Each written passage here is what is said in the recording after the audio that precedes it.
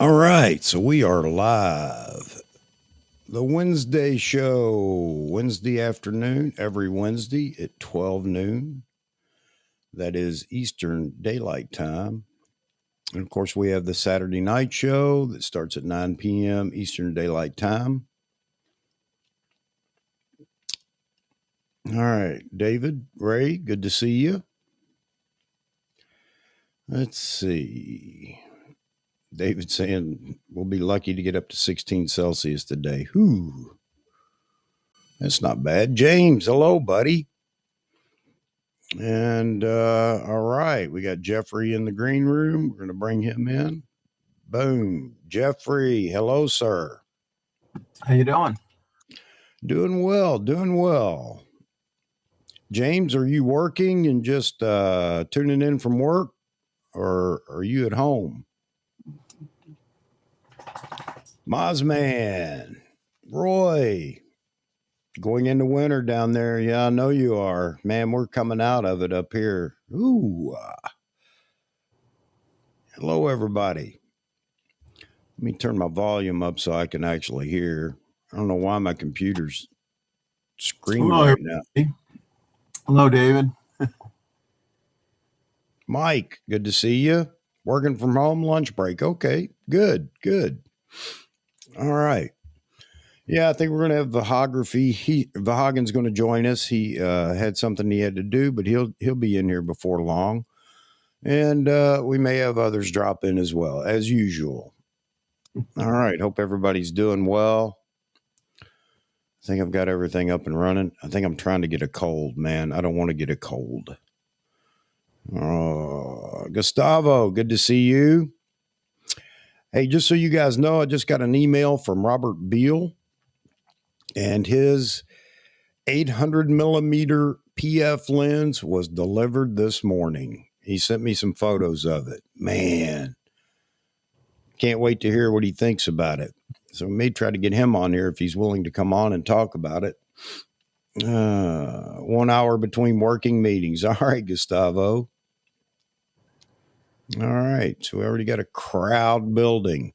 So everybody watch. I know somebody's already mentioned it here. Everybody watch Vahography yesterday. That was a great discussion on all things. Albert, good to see you, sir. All right. We'll let the crowd build for a minute before we kick it off. Jeffrey, how you doing today, sir? Good. I feel very lucky today. We had a very serious thunderstorm last night, and actually lightning hit a 4-unit. There's a townhomes where there's 4 units connected, and it struck it and damaged the roof, and it caught on fire last night. So luckily no one was hurt. Wow. I know that I saw another weather report. There's a lot of bad weather down south again today. So, man. I mean, my dog was scared to death, I'll tell you that. The thunder, and it was horrible. Oh, man, I bet. I like the Nikon signs back there. You just keep adding to the collection, man. Yeah, I'm working on it. Yeah, Charles Miller, he's in here with us again. Charles, good to see you. Mozman had the Z9 in my cart yesterday during the live stream, but lost it before I could check out. Wow. Hello, Todd. How you doing? Roy just noticed the signs back there. All right. Is this where I should say I shoot Fuji? Yeah.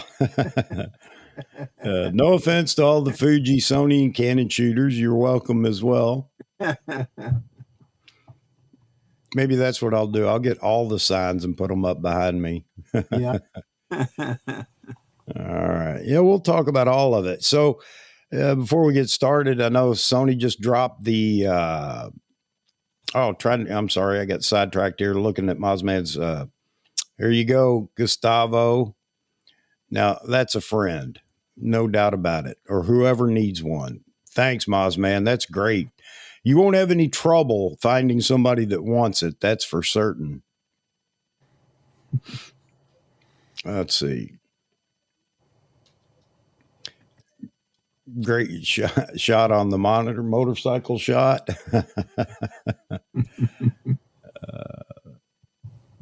See,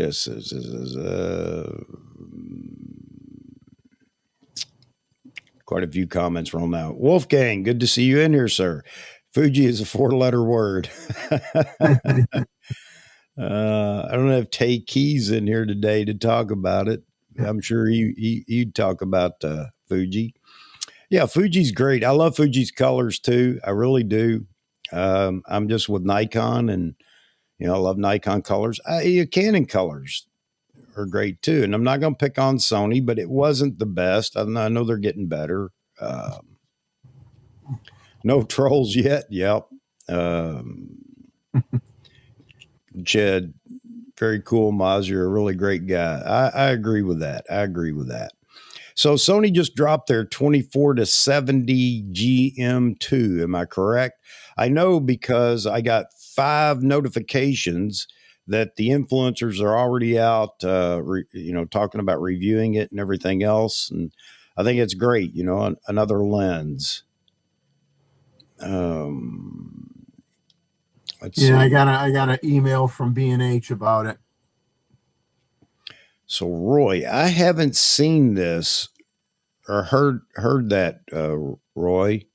The only thing that I have heard about the shutterless is the fact that the Z9 may show some banding or lines in LED lights or lighting or whatever.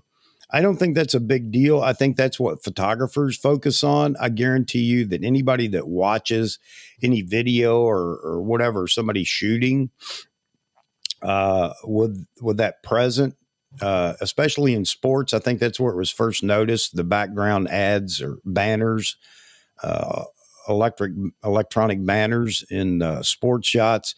Nobody's looking at the banners anyway. Everybody's looking at the action. So that's, I think that a lot of things that we talk about or a lot of things that we think are problems only because we as photographers or videographers notice it, because we just have to dig and pick and, tear everything apart. So I don't think it's as big a deal, but I haven't heard anything or seen anything, at least with my Z9, on exposure being slightly darker or softer than with a shutter. No, me either. Who knows?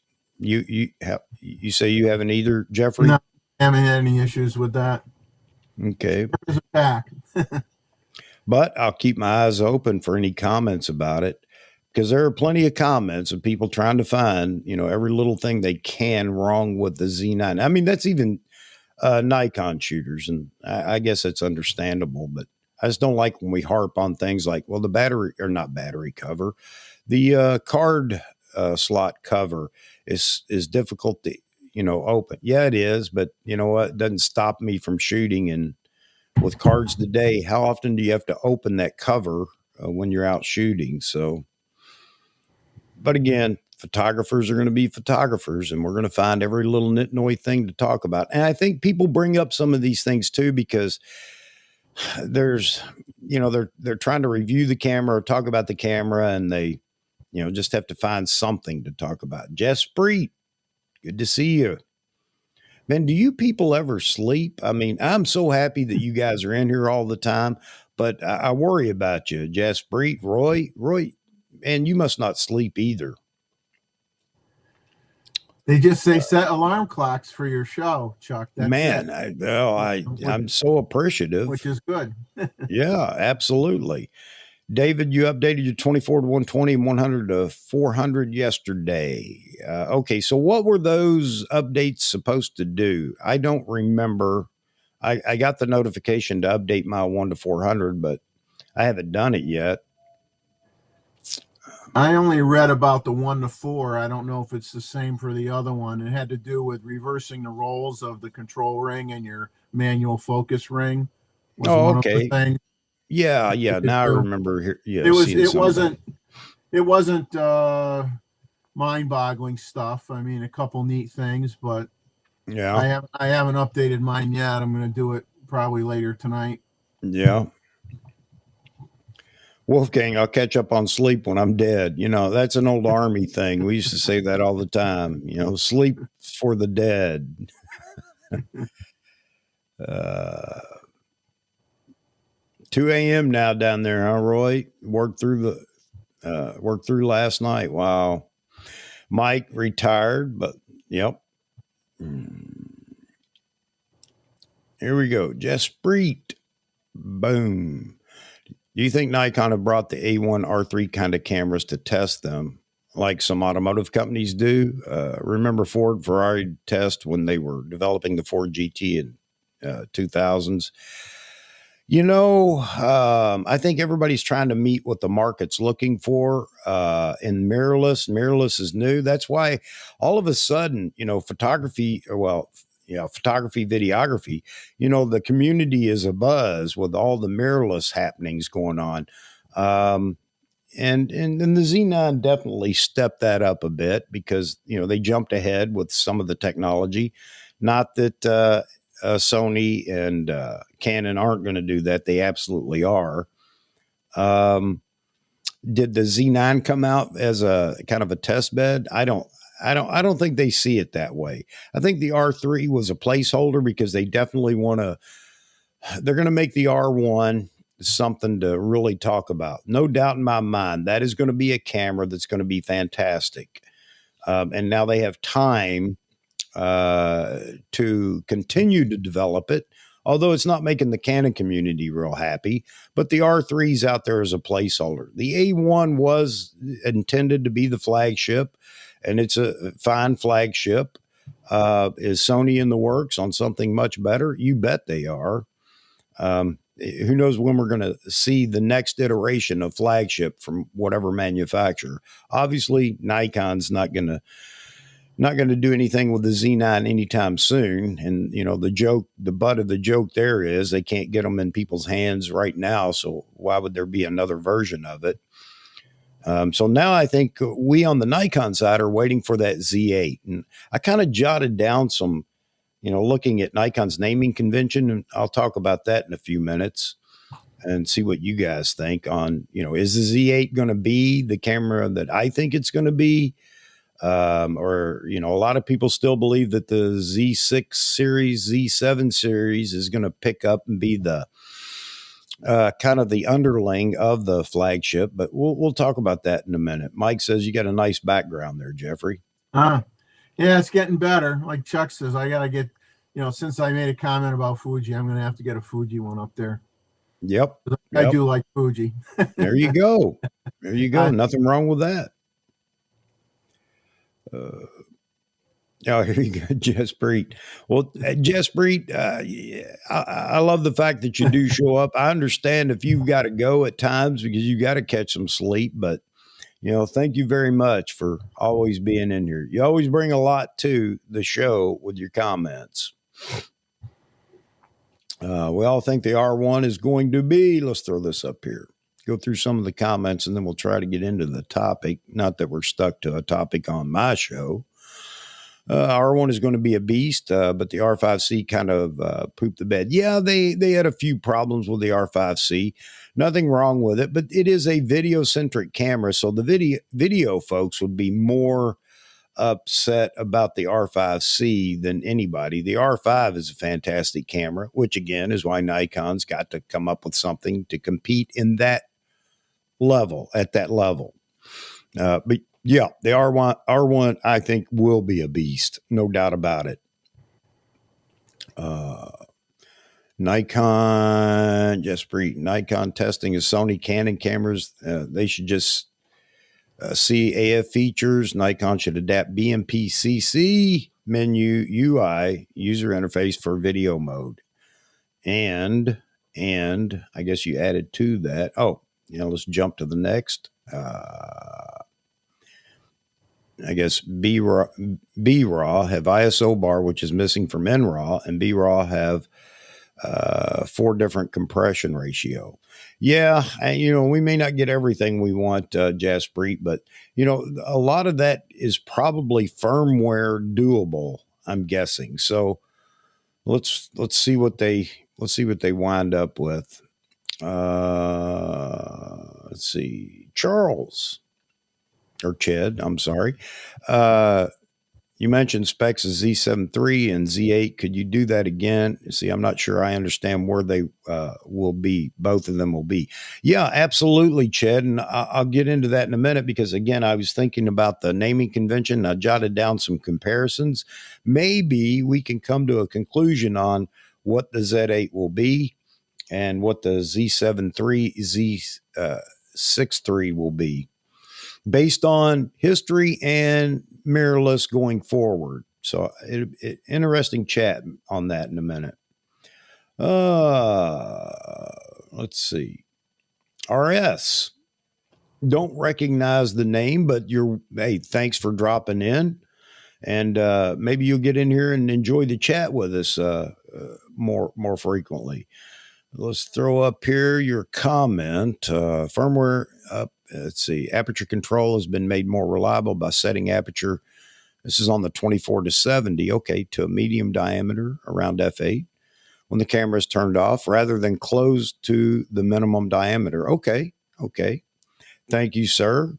And I'm assuming this is your experience from updating your 24-70, or well, that. Or is this for? I don't know which 24-70 we're talking about, RS, but you can throw that in the comments and we'll talk about it. Any rumors on Nikon glass yet? Still waiting on the 2-600, saving up for that and the 800 PF. Then cut me off. James, as you know, and I haven't, and maybe somebody, Jeffrey, or somebody in the audience can talk about something they heard. And all that's welcome here. Anybody runs across anything, if it doesn't come up in conversation, but you saw it somewhere, then bring it up. No, nothing that I've heard of on the 2-600. I'm sure that's something that's going to happen before too long. The 800 is definitely shipping, though. Talked about that the other day. And, of course, I just mentioned that Robert Beal has his in hand. And, again, sent me some photos. Man, I envy that. I would love to have that lens. Do I need it? No, but I'd still love to have it. Mike Farwell. The person that I see taking photos is in Yellowstone right now shooting, and I guess he had his 800 PF came in and he had it shipped to Yellowstone. Wow. While he was there. So while he's there, he's going to have that lens. So I guess he's been having a banner time anyway, getting foxes jumping at prey in the snow and all sorts of great shots. So, that's where that pre-shoot and post-shoot feature comes in. Yeah. I mean, he's having I feel so sorry for him that he's having such poor subjects to shoot at, I'll tell you. Mm-hmm. Wait till he comes back home. Yeah. He won't want to shoot. He'll be ready for his next trip. Mike, on your comment, D5 and the mini D5 and the Z8, and I don't think it's just you. It's a lot of people, and again, we'll get into that in a minute. I keep looking over at my notes. I wrote that down because another epiphany for me. Yes, and Roy's talking to James about the other 400, probably a PF and small. Yeah, that's going to be an interesting lens. Man, I'll tell you, the lenses so far, which everybody thought was so terrible, Nikon, when a Nikon initially jumped into the mirrorless game and produced their first few lenses. And I think people look back now, they may not admit it, but they can look back now and say Nikon made the right move. They put the right lenses out there up front just so people could begin shooting with the mirrorless camera and native glass. And those are, not just placeholders, but it's great glass and people are still shooting it. So that said, into the telephoto and super telephoto realm, man, I don't know anybody. Could anybody say that Nikon's not knocking it out of the park right now with those lenses? I saw another review talking about the 400 TC. Somebody that said, I would never want that in a lens, blah, blah, blah. But I went out and shot with it. And now I'm sold and I want the lens, with the TC in it. So there you have it. So Nikon's definitely on a roll here. Hey, Nikan, good to see you. You're probably in between meetings, but man, I'm glad you got to jump in here for a minute. Everybody always likes you in the chat, and one of these days, we're going to get you in here as a guest as well. Long Rider, hello. Uh, yeah, I haven't watched that yet, Wolfgang. So Gray's just posted a video, I guess, well, a few hours back or whatever, talking about lens patents for Nikon. Something's coming, but no real info or release dates yet. All right, we're good at speculating here, so I'm going to check that video out, and we'll just come up with our own rumors as to what's coming and assign it a date because that's what we do. We're bold, and we don't mind saying we're wrong afterwards. Say the 8512, right? Yes. Let's see. Yeah, Chad. I did the Charles, Chad, because I know you as Charles as well. So it's easier to keep it straight though with Chad. I appreciate that you've adopted that nickname. Let's see. Hello, Paul. Haven't seen you in a while, buddy. You've been busy. Hopefully all things are good. Nikon Z24 to 70 RS says, okay, all right. A lot of highs going on. Hellos, high fives with each other. Great.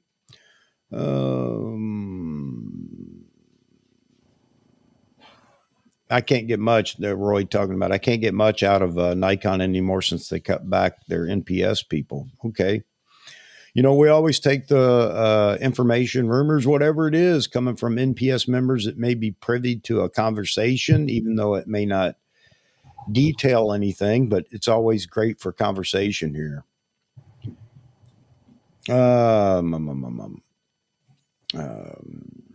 James, I'm going to need a bigger camera case. That's not a bad thing, James. That's not a bad thing at all, man. No, what we do is we buy a coffin ahead of time to put our camera gear in. And then if something happens to us on the way, well, we already paid for the coffin, right? We're all ready. Yeah, absolutely. Well, I've got not tons. I've got quite a few Pelican cases from my days of traveling overseas, and so yeah, I've begun converting them into gear cases. Not that I'm going to travel with all my gear, but it does make it nice to kind of keep it picked up and know where things are, which right now I don't. And Paul says I have gas. I do. Absolutely, Paul. And I make no bones about it. I have gear acquisition syndrome. And, you know, rather than spend it on other hobbies, this is my thing. I just don't have enough money to acquire as much gear as I would like to. The gas syndrome turns into EWS, empty wallet syndrome. Yeah.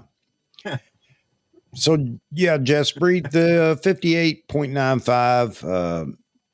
Yeah. I mean, was the timing right? Or let's see, should have added AF system for 400 2.8, or should have put it in a cine body. Yeah. You can't use it properly right now for video or photo. Yeah, I don't think I would say you can't use it right. It's just not optimal in the configuration that it's in right now. That being the 58.95. But yeah, you know what? If there was, I don't know. I was going to say if there was a conversion, if they did a conversion over to a cine lens, but I don't think they're going to do that either. So the cine lens thing, I brought that up, you know, a few months ago. Should Nikon come up with a small lineup of cine lenses, because they've found a way to really control focus breathing, and of course that's the bane of so many cinema photographers and videographers.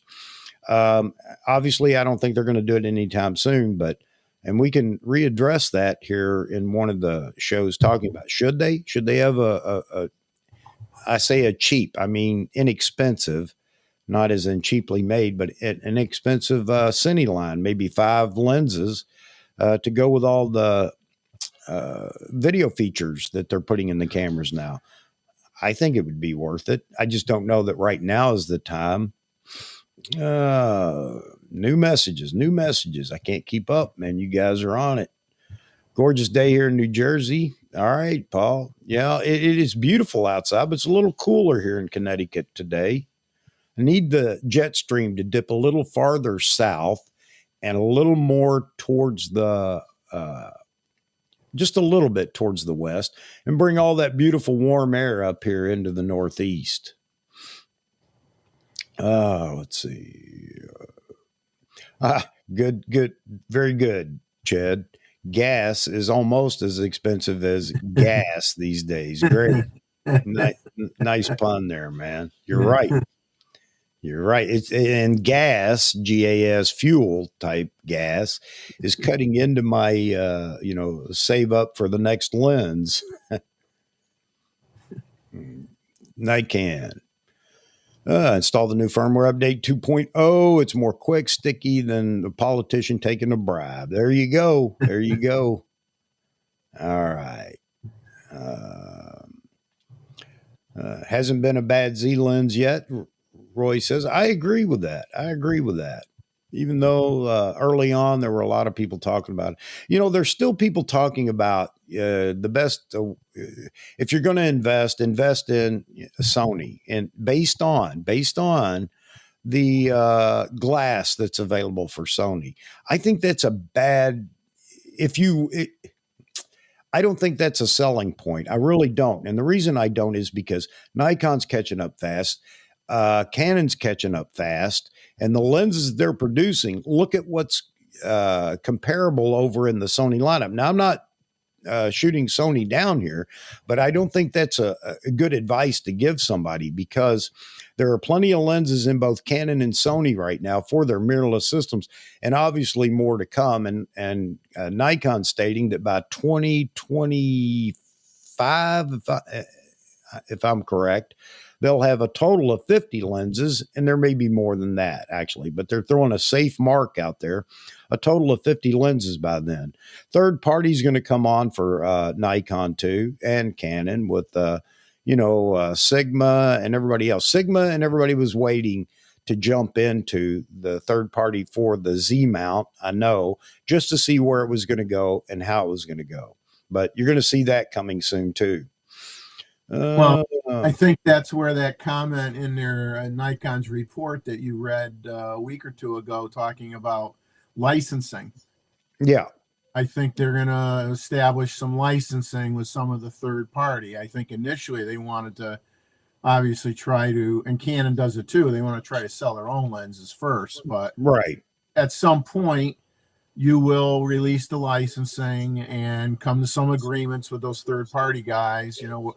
I'm sure you get a cut of whatever they produce for license. So you just got to do it when they feel is the right time to do it.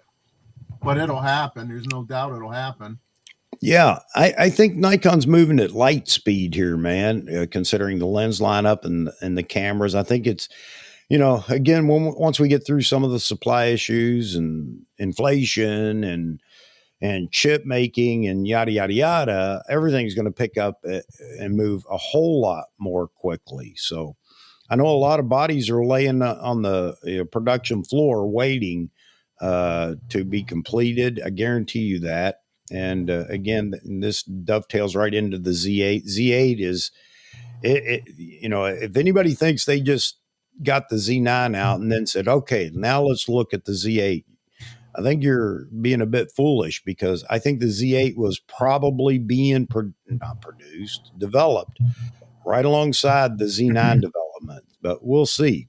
And again, I predict we get an announcement this year for that, and we'll talk about whether it's Z8 or whatever here in a minute when I go down my list of how I compared the Z naming convention to the D naming convention. I don't know why I never saw this before, but anyway, I'll see what you guys think. Oh, all right. Let's continue to move quickly.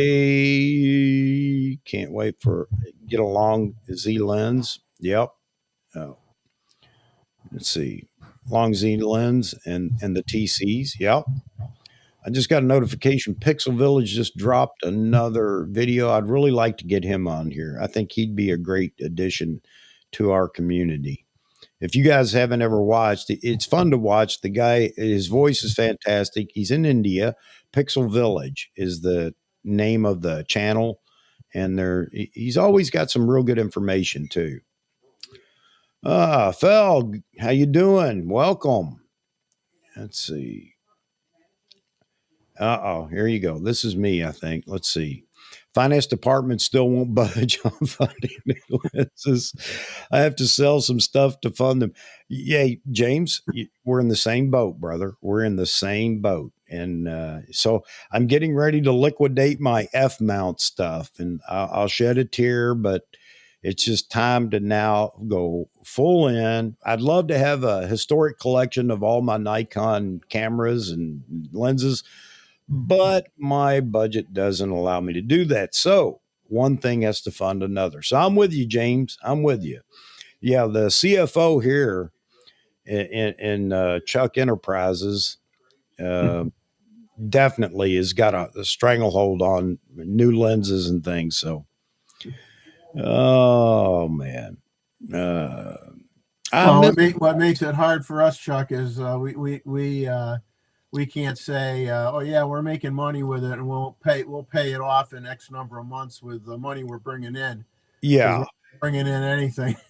yeah, exactly. And I've got to get out of this house and get down south so I can get a job again, a job, to fund my habit, or I'm going to be like a drug addict and breaking into people's houses at night or something.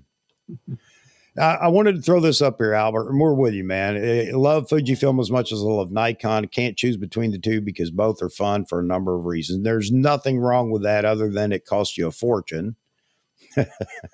Well, yeah, the solution is you have to buy both. Right? You just got to buy both. There you go. There you go. But yeah, glad to hear that. Again, everybody's producing great cameras. Hey, let me pause for a second. Did anybody get a chance to go over and watch Manny Ortiz's video comparing the Z9, A1, and R3? I think he did a great job because he backs it up with video to show you what he's talking about and his comments. It's really interesting, and it's worth a watch. And that's for anybody, whether you shoot Nikon, Canon, or Sony. I think he did a great job in the production of that video, and he's just sharing his thoughts, and he does that with the video to show what he's talking about. Real good job. All right, back to the show. Let's keep scrolling. I got to keep up with you guys, man. You guys are so fast. I think all these guys, they all took typing courses in high school or something. Man, you ain't kidding. Let's see. I'll throw this up here for you, Chad. Maybe it'll answer some people's questions. So a lot of people, I go by Chuck. And just to add to Chad's, explanation there, I go by Chuck. Chuck is nowhere. Charles is nowhere in my name, my real name. And for the longest time, I didn't know. I didn't even know my real name because I'd always known growing up my name is Chuck. My mom gave me that name because, we don't get into all the drama, but she gave me that nickname early and it stuck with me, and everybody knows me as Chuck, but not even my real name. So, all right. Unique photo in New Jersey, had a big class for Z9 users. Okay. Saturday and Sunday. See, Paul, you got to get that out to us beforehand. On one of the previous, or on a live stream when it's coming up, maybe we can draw some more of a crowd for them. The 7300, I'm not a fan of that, Jaspreet. It doesn't mean it's a bad lens or anything like that. But yeah, I don't know. What do you guys think about a 70-300? Well, I'd rather have the 1-4, I think, because the 300 won't be long enough for wildlife. Now the 70 to 300 would be okay if you're trying to bring in a landscape and kind of tighten it up a little bit, Yeah. but the 1 to 4 would do that and give you that extra 100 millimeters as well. So I would just go with a 1 to 4. And there's something else to consider as I watch the comments roll by. Sorry, guys, I'm behind a bit, but man, it could be a great walk around lens. But something to consider is so far, all of the Z glass has been better than the previous F glass. I mean, for the most part. Anything that's out and was previously F mount, the 1 to 400 is better than the 80 to 400, although the 80 to 400 was a great lens, in my opinion, for what I used it for. All right. Israel, how you doing? Let me throw this up here because we're all about wanting to help our brethren out. See, someone new to photography, I love to hear about all the gear. I have a ZFC, I said, ZFC with a 24 to 70 f4 kit. Let's see, plus the waffle lenses, okay, or pancake, waffle, yeah.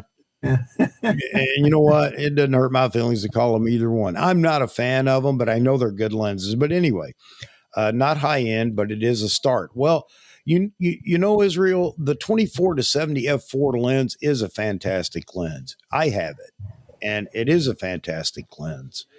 Is the 2.8 better? The 2.8 better? Yeah, it is because it's a S line lens. Well, even the 24 to 70 is S line, I suppose. But you don't have cheap gear. You have great gear there. I'm constantly drawn. If I didn't want so many other things, again, gear acquisition syndrome here. I'd like to have a ZFC. I'm not, going to hide that. I would. So anyway, with what you have great kit already. And I'm glad you'd like to hear about all the other stuff that's coming out and whatever. And at some point, you may want to upgrade and go to something different. But the ZFC, I think, is a fantastic little camera.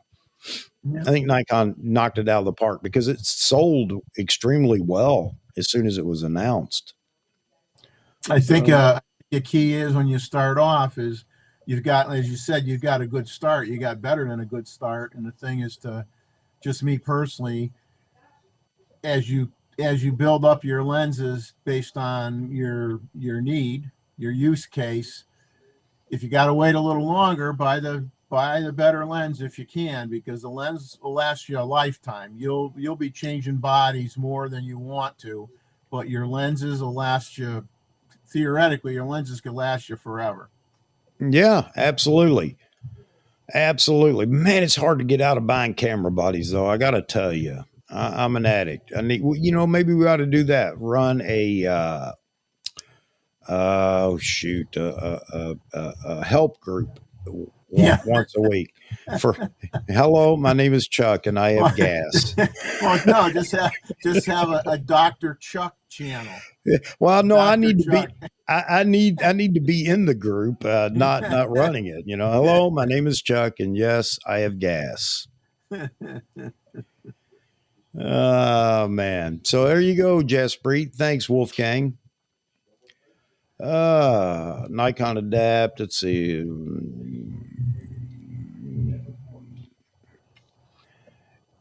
Yeah, this is where we go. If we all go into what we would like, then. Yeah, I don't know. Then that always opens up a great discussion, though. I'd like to see Nikon do this or whatever. But yeah, I'm with you. I'm with you, Chad. Hyperlapse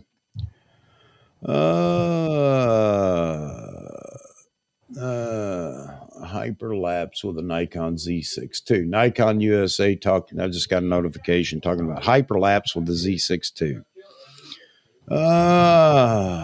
Something else I have to watch now. Let's see. Here you go. The problem with being a photographer is that you can write off gear on tax and you can end up with too much. Yes. If you're a professional. if it's part of your business, no matter what your business is, and you can justify it as a contributor to your business. And I know this from experience because I have several items that are for advertising,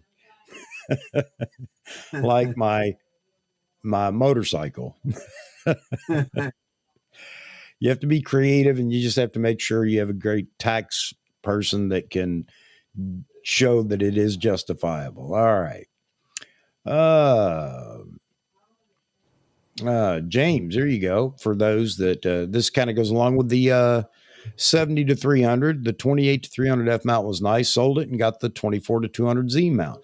And a lot of people are talking about that 24 to 200 being compact, but still being a quality lens. I think, again, Nikon is knocking it out of the park.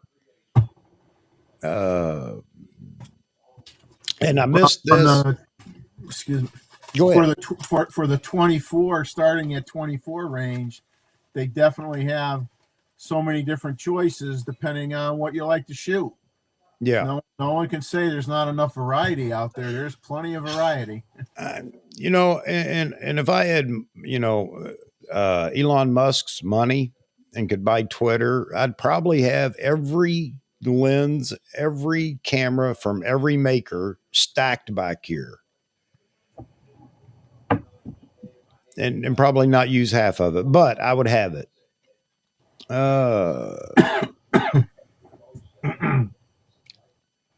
Let's see.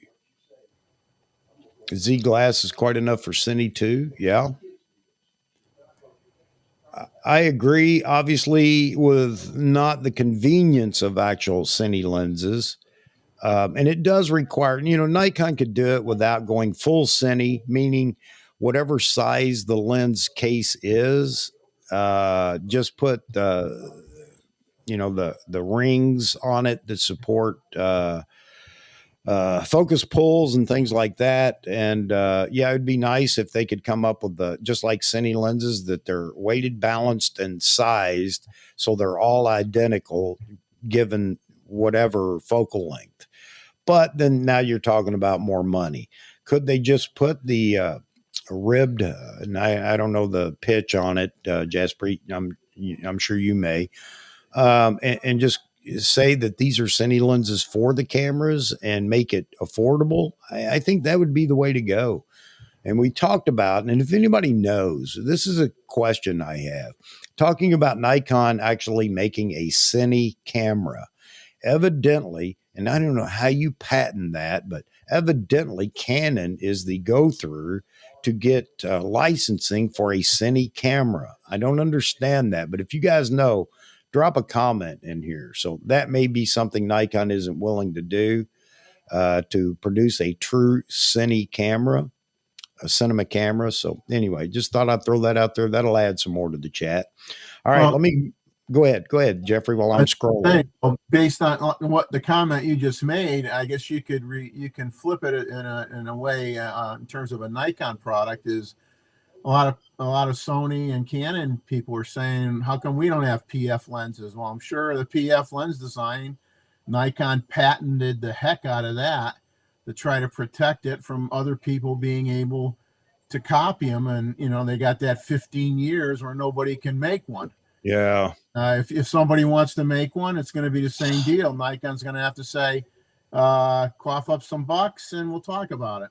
Yeah. It just seems to me, it's kind of like saying, well, I got a patent on automobiles. Anybody wants to build a car, they got to come to me for licensing. But stranger things have happened. And actually that was true back at the beginning of the development of the automobile. One guy owned the patent for carriage. And since the first vehicles were first known as horseless carriages, he owned the patent, if you can imagine that. And everybody had to go through him. But that was actually defeated. That went to the Supreme Court, actually. And the guy lost on it. And Ford prevailed. And Ford said, I'll never pay $1 for an automobile or whatever. All right. Yeah, focus rings or not, you're absolutely right. But I'll throw this comment up here too, Jeffrey, for Jaspreet, so that everybody knows what you were talking about and talking about the 5895. I did not know that. All right. And that's what I was talking about, Jasper. Focus rings are not designed for focus pulling. Yeah.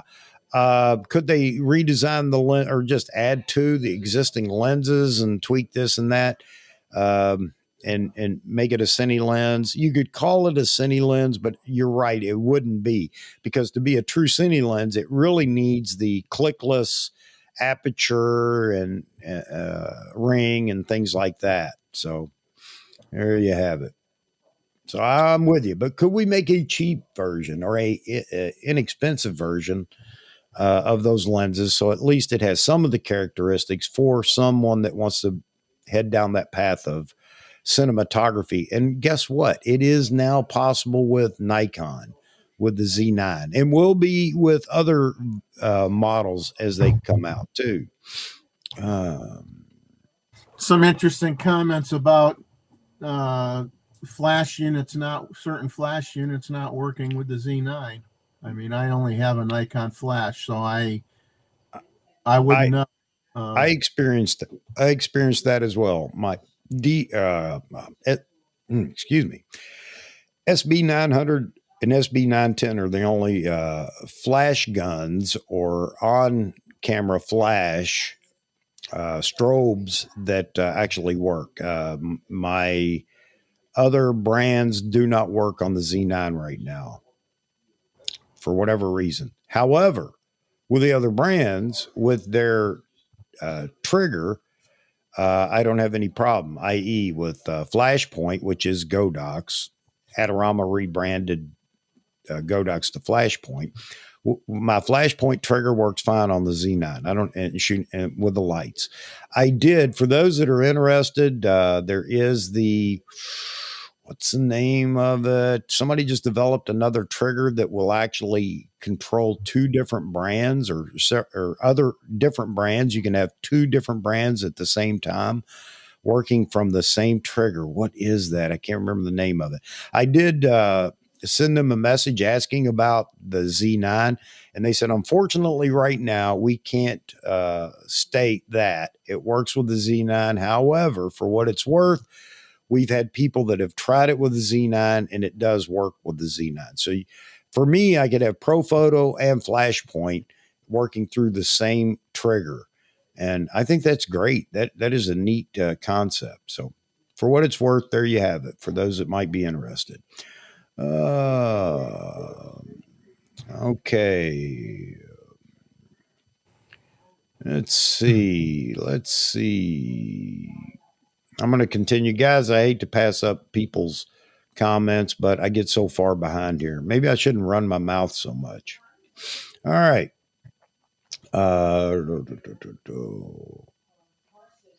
Let's see.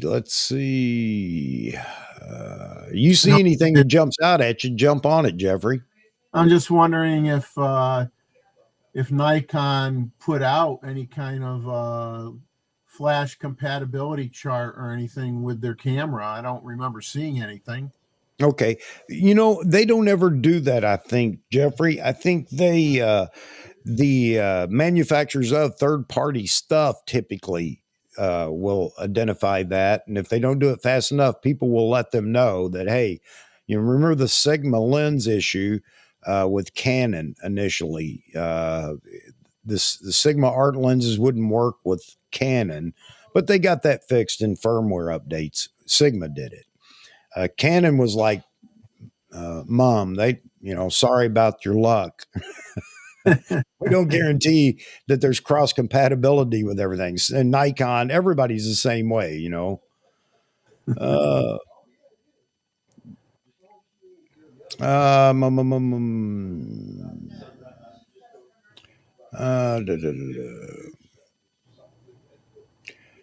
Yeah, it's a good point, Jaspreet. I think everybody just wants new. Those that did try the crossover with the FTZ, you're right, have identified that sometimes the lens actually works faster with the Z9, but I think it only works faster because of the new capabilities in the Z9.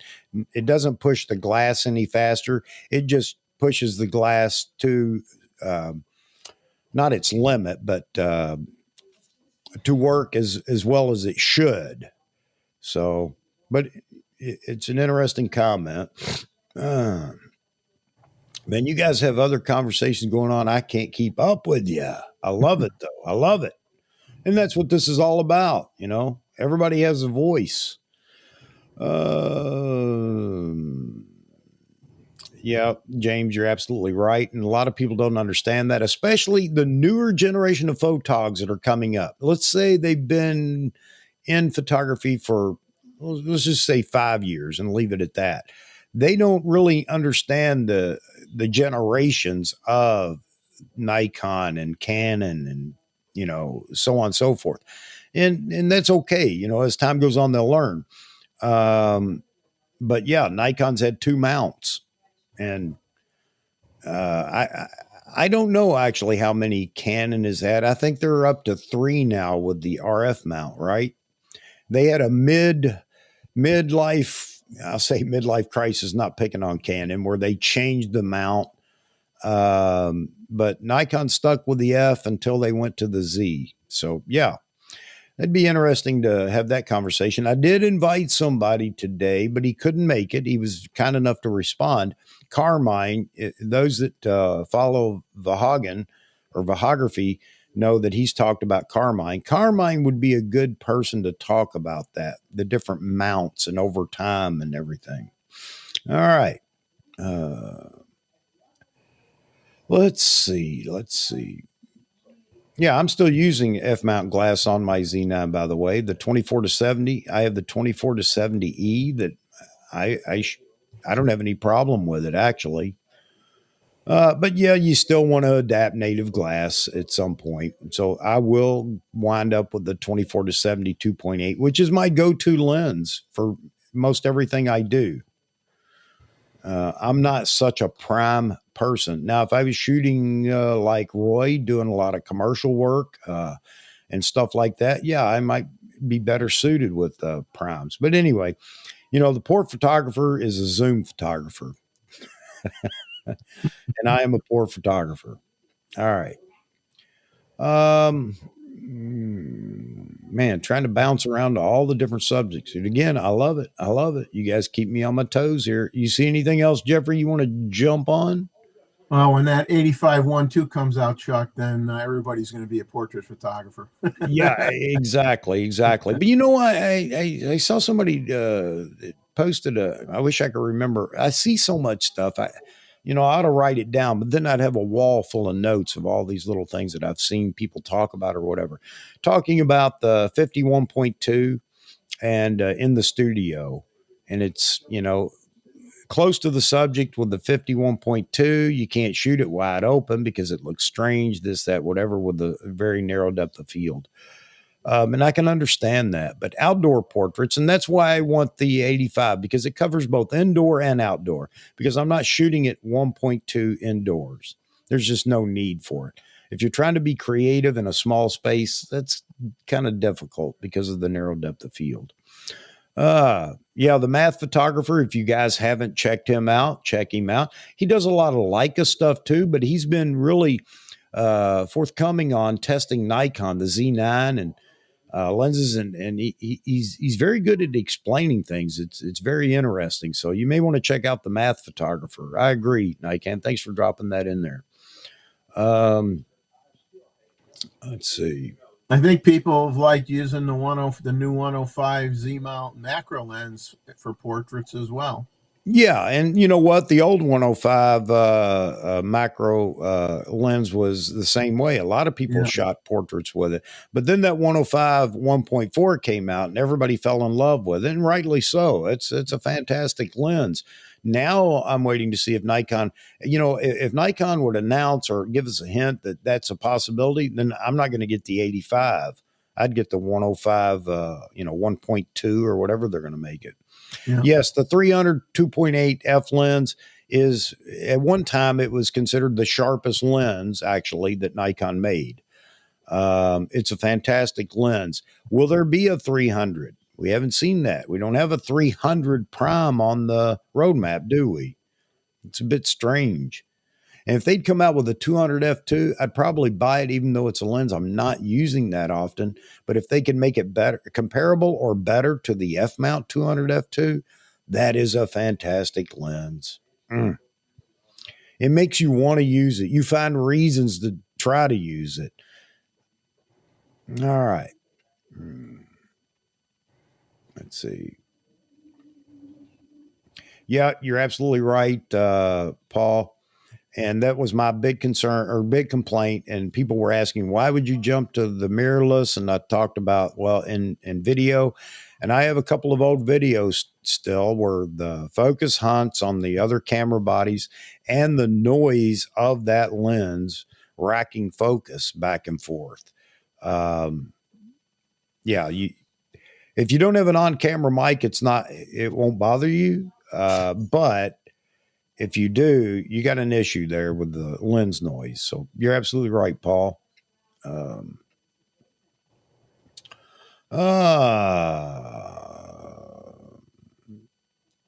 Now, DSLR video shooter. If you haven't checked him out, you might check him out. I'm not saying you'll want to follow him or whatever, but he's all about video. And he does from time to time talking about old, or when I say vintage Nikon lenses, I'm not talking from the 30s and 40s, but vintage being prior to AFS. He talks about a lot of Nikon glass that's great for video. So if you're a video shooter and you want to try something different, now you're going to be pulling focus with it.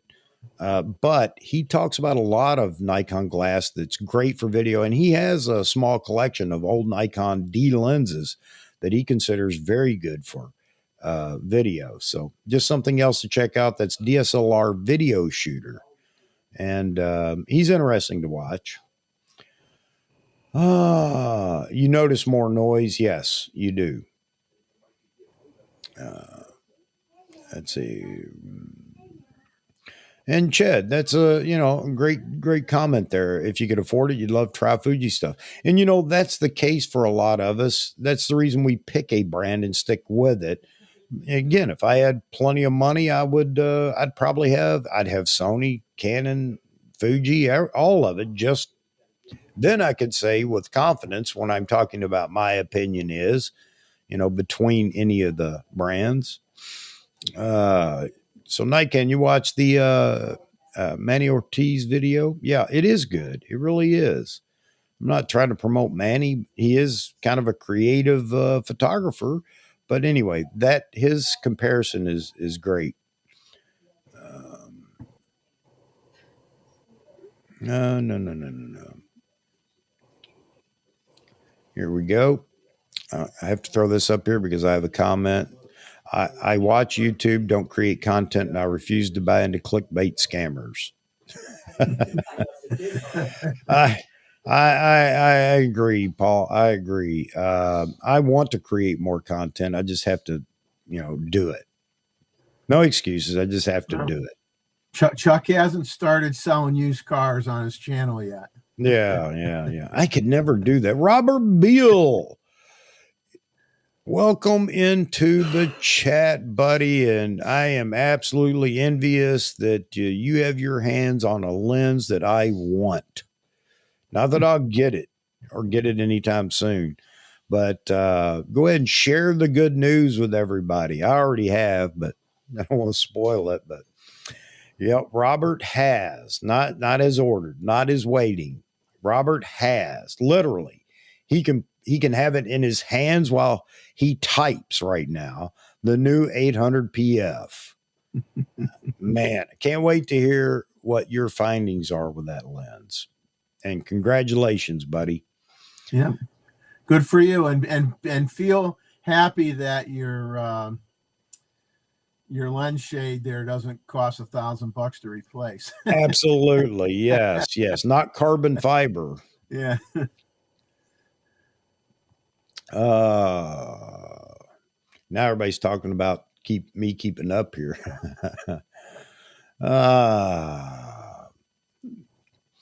Mike says he's been lucky never owning a bad lens. Yeah, I think I can say that too. Other than, now as far as preference goes, yeah, I have lenses that I wish I'd never bought. While they're good lenses, it didn't strike a chord with me. The 85 1.4G, everybody, it was the greatest lens, portraits and whatever. I got it, didn't like it, but that's me. I think you got a bad copy, Chuck. I got one and I love it. Yeah, yeah, yeah, yeah. I mean, I'm not saying there's anything wrong with the lens. It's just not a lens. It's that I'm, whatever. So, and that's the great thing about this hobby is you can buy whatever strikes your fancy. Let's see. What drives you nuts though is when a lens can come out and you get that, oh well, you have to get a good copy. Everyone should be a good copy. If you got good quality control, everyone should be a good copy. I find it very frustrating, regardless of brand, when Yeah, you have all the conversations, well, you didn't get a good copy. yeah, Well, no one yeah, should ever have to say that. And it shouldn't be, oh, I had to buy three to get the one that was good. yeah, yeah. You're right. You're right. But I mean, obviously, it does happen from time to time. I mean, it's like cars or anything else. That's the day that somebody was expecting to go on vacation and they left a screw out because they were thinking about swimming or whatever. You think quality control would catch everything, but obviously it can't. I mean, you get, although Nikon, with all their robotics, I think they're going to a lot of robotics in their assemblies. You know, robots don't Yeah. daydream. You have to build the quality into the process of making it, not as something where there's another person that looks at it near the end, because you don't have inspection points after every step that something's being built. You have an inspection point, you know maybe 20% through or whatever, like when you're doing government stuff. I know, having worked on that, Yeah. if you have an inspection point, it has to be nothing can go past inspection if it's not visible in the next step. You have to put an inspection point in, because you don't Yeah. want to cover up something that you can't look at. Right. So you have to build the quality into the process and how you make the product. Yep. You're absolutely right. Angry photographer and others thought the 80 to 400 f mount lens was a terrible lens. And this is Paul. I used it and it always focused slowly. Now, are you talking about the first version or the second version, Paul? Because I have the second version, the G version. And I have shot with the D version of that lens as well, but which was a true uh, screw drive lens, the original version. I never had a problem with slow focus or anything in my 80 to 400. Maybe it was a bad copy, Jeff. Yeah. But, all seriousness, I never had a problem with slow focus or anything else. And it suited my purposes. Again, I talk about, shooting motocross and that because of that wide zoom range. You couldn't move, you couldn't carry enough cameras to cover that range with primes. So, did I have to? No, but it gave me some unique photos that I'll say I got that others may not have. But anyway, I like the lens. I think it's a good lens. I don't think it's as sharp as the 1 to 400, but it's older technology. All right, skimming on down. James got the Z50 before the ZFC came out. Let's see. A lot of good sidebar discussions going in there. There's my military days briefing the staff, sidebar discussions. I would do that all the time. Hey, you guys can sidebar that. Let's move on.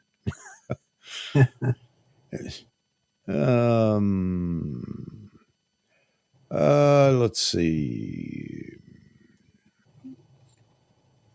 Oh, so I'll throw this in there real quick. Jaspreet, you asked him to send Z9 to test NROD with Philip Bloom, Potato Jet, and others. Yeah. Philip Bloom even replied, said he would love to test, but Nikon Twitter holder sleeping. Yeah.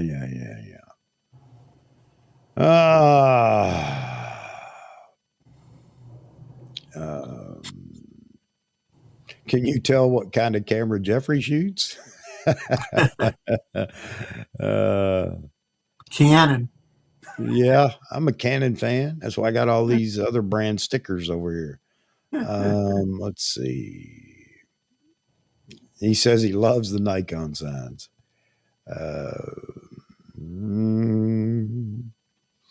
And I got to pass. I want to comment on some of the 80 to 400, but we got to keep moving. Here we go. And we talked about this earlier. Xenon not firing the strobe trigger. Photex. Okay. Possible due to no mechanical shutter on my Z7. I don't know, Sith, but I know as far as flash guns, my strobe lights on camera, the only thing that I found that worked right now are the Nikon SB 900 and SB 910 that I have. Godox, and I have another brand. I can't think of it right now. They didn't work when I tried them. I haven't tried them lately. I don't know what would make them work now, but I'm guessing it's a firmware issue. And if your brand doesn't have the ability to update the firmware, it's probably just going to be a no-go. I think that's just what we're going to have to deal with. Raven, that's the name of that new trigger, Raven. And again, the gentleman at Raven, that is the new trigger. It's a third-party trigger that will support up to two different brands, controlling two different brands at the same time. Example, Flashpoint or Godox and Profoto. So just something to you guys to check out. I contacted them. I'll say it again. I contacted them. They said no. They cannot guarantee compatibility with the Z9 yet. They're working on it, but they have had reports from others that are using the trigger with the Z9, and they say it does work. So there you have it. Check it out, Raven, and I don't know the name of the company or whatever, but that may be something coming up here real soon. But not flash guns until there's some firmware updates or new versions that come out if they don't do firmware updates. I can't update my Flashpoint because I don't have a Windows computer. So Flashpoint, you need to get on with the show here and make sure that those of us with nothing but Mac can still download firmware updates. Come on, man. It's 21st century. All right. Man, I know I'm way behind, so let's see. I got to throw this in there. Mr. Beal. Let's see. Getting ready to head to Florida for bald eagles and raptors. Man, you got the right lens. Yeah, I'm sure you will give it a workout. You're definitely going to have to share some photos with us, with the group. Yes, absolutely. Stay in touch. Let me know while you're down there how it's going and what you think of it. I know it's going to be nothing but praise because Steve Perry was in love with the lens already. And, he doesn't pass judgment so quickly unless he's sure. And if there's anybody that I would trust, I think it would be Steve. So, let's keep moving. Don't slow down, Chuck. Don't slow down. Oh, here you go. SB 600 works great on Z9. Yeah, I think Nikon's flash guns, strobes, whatever, because there's so many different names for it now or identifiers for it now. I think Nikon was going to make sure that would happen. That would be they'd be kicking themselves in the butt if they didn't make sure that Nikon's proprietary flash didn't work with the Z9, that is. Godox seems to work on the Z9. Are you talking about the on-camera flash or the triggers, because the Godox trigger, or flash point in my case, does work on my Z9, but not their speed lights. Man.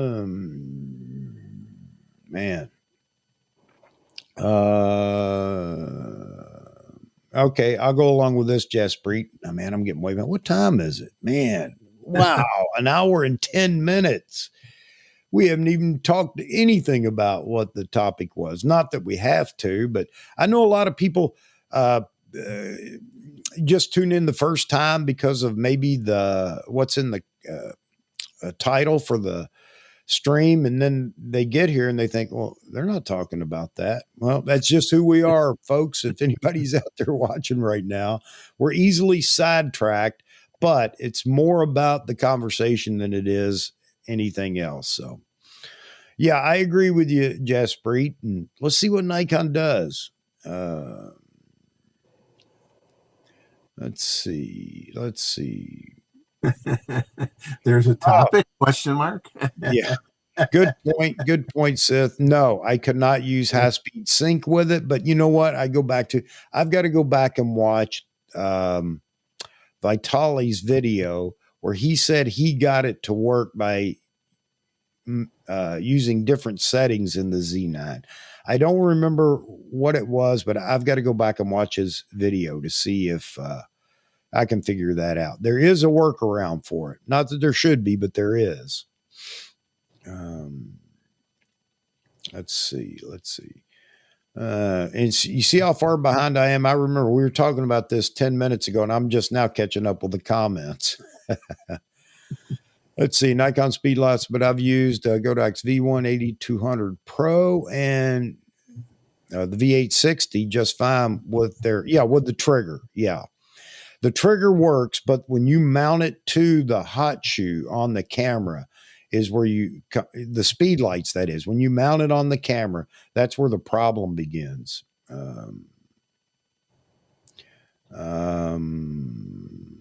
Yeah, Gustavo talking to Robert. He's on the pre-order list. Great. That's what we do. We share here. We share information. And Roy says he hates high-speed sync and hypersync.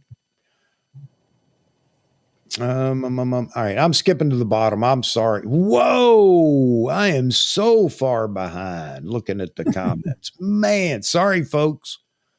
Sorry, I had to pass over a bunch of them. Oh, by the way, the phone line is open for anybody that wants to call in. Let me throw that up there, and I'll get away from the comments for a minute. And we'll kind of open the door for what we were going to talk about. All right, call line. The hotline's open for anybody that wants to call in. You got to bear with me with my setup here. As you know, it takes just a second for me to get it switched to the Rodecaster Pro. But if you'd like to call in and express your opinion or comment verbally, you're more than welcome to at this time. All right. Go back to the chat so I can kind of watch it. Let me talk about this real quick, the naming convention, because this is going to open up another can of worms. Then we'll get into YouTube channels and stuff that I put in the description. All right. So my epiphany was, because there's a lot of chatter whether the Z8 is actually going to be the baby Z9. I'll say baby Z9. We won't talk about all the specs that we want in that camera, but should we consider the Z8, since it hasn't been used yet, the baby Z9? And I'll give you my reason why I think it will be. And that's what opens the whole conversation up. In the beginning, where's the music? Got to have music, Chuck. Yes. I need theme music. In the beginning, Nikon said, let there be a flagship, and there was. It was the D series single digit from D1 to all the way to D6. Let's compare that to the Z series. The Z series started with the Z9, and there's no way to go Z10. I mean, I don't see them going Z10, Z11, Z12, whatever. So I think that the comparison there will be that rather than a rising number with a Z will be all the additions to Z9, whether it's Z9S, Z9 II, Z9S, and then Z9S2, whatever Nikon chooses to do. But there is the flagship. Beneath the flagship, we had with the D3, D3S, the D700, triple digit. That was the baby D3. And I don't think anybody would disagree with that. Yes, it was limited compared to the D3, D3S, but, and it didn't have video where the D3S brought video, but that was the baby flagship, if you will, the affordable alternative to a flagship. And everybody loved the D700, and many people still love and still have a D700. So everybody wanted, when we went to the D4 and then the D4S and then the D5, and then we'll stop there, not including the D6 because it kind of comes about in and around the mirrorless game. But the D4, everybody wanted an update to the D700. And Lord, the forums were full of people about, when are we getting an update or a D7, whatever. And some say we never got it. Now, I, after thinking about it, say we did get it. And I'll talk about that in a minute. So the baby, flagship was the D700 initially, but now times changed a little bit. We got a D800 and everybody tried to compare it and nobody liked it. It was not the upgrade or the next D700. And everybody from the D800 on complained, when are we going to get the D700 update? Blah, blah, blah, blah, blah. Well, eventually we did, and it was the D750. Why was it the D750 and not the D800? Lower megapixel sensor, comparable to what the D700 was, and of course, all the newer technology. D750, great camera. Everybody raved about it. A lot of wedding shooters shot the D750, still a good camera. So the D750 was the next move from the D700, and it's triple digit. The D800 brought about a new era in the complement to the flagship. Difference being, flagships remained at lower megapixel, but the D800 brought in newer technology with higher megapixel. Didn't have the frame rate that the flagship had, but was considered an all-around good pro camera. And then, of course, we got the D810 and then the D850. So what is the comparison to the D800 series in the new mirrorless? Well, it's just funny that the Z8, 8 being the key word or number, exists with nothing filling that shoe. Do we have a baby flagship camera yet in the Z lineup? No, we do not. The Z7 III was never, and people will agree on this, although they tried to say, some people early on tried to say, well, the Z7 is the comparison to the D850. It never was. It's a higher megapixel camera, but it doesn't compare to the D850 or D800, D810. So what is the Z7 then? What is it compared to? Nothing. It is a new addition to Nikon's lineup, just like the Z6 II.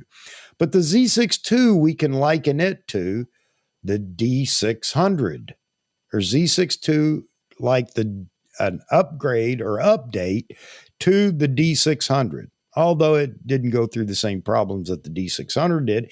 Even though it was a great camera, we just had the little oil splatter issue, but immediately came the D610 only because that was the easiest way to fix the problem, not by repairing the camera, because forevermore, the D600, and to this day is known as the camera that spit oil all over the mirror.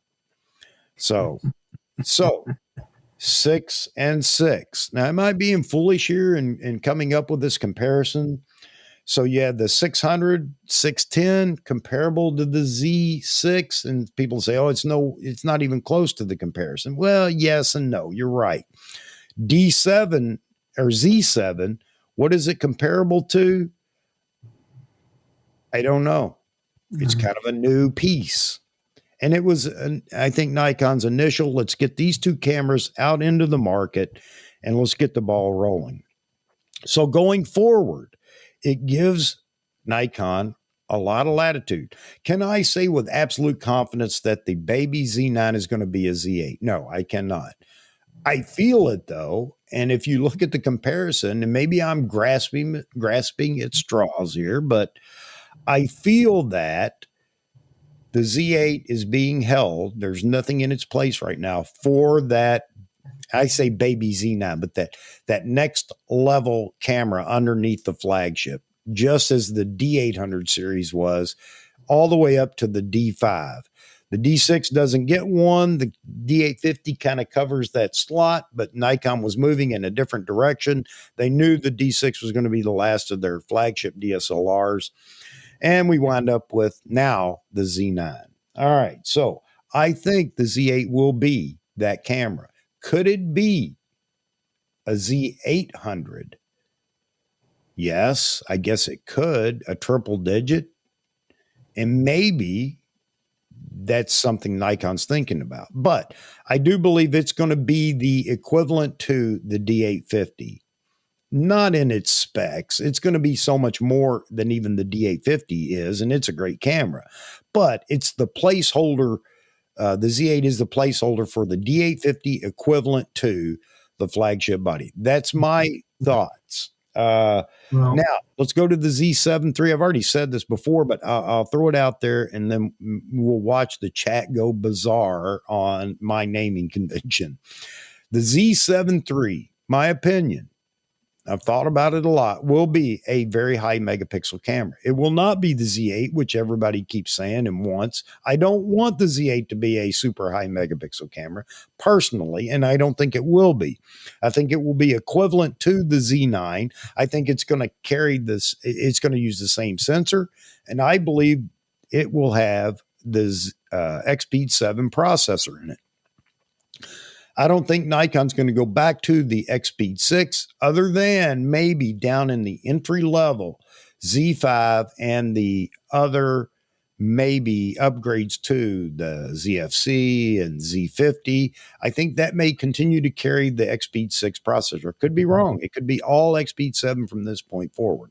All right, back to the Z8 will have, in my opinion, will have the XPEED 7 processor. I think they use the same sensor as the Z9, and the Z7 III will get it'll get the XPEED 7 processor, absolutely, because it's not a entry level camera, and I think it gets a new sensor. I think this is where we go to the higher megapixel sensor. And so many people are tied to, well, Sony has the 61 megapixel sensor on the shelf or whatever, and that's what they're going to go with. Understand that Nikon doesn't say, hey, Sony, what do you got that I can buy as is? That's not how that process works. Sony manufactures the sensors for not all cameras in the Nikon lineup, and there's debate there as to which ones were and weren't, but Sony builds sensors.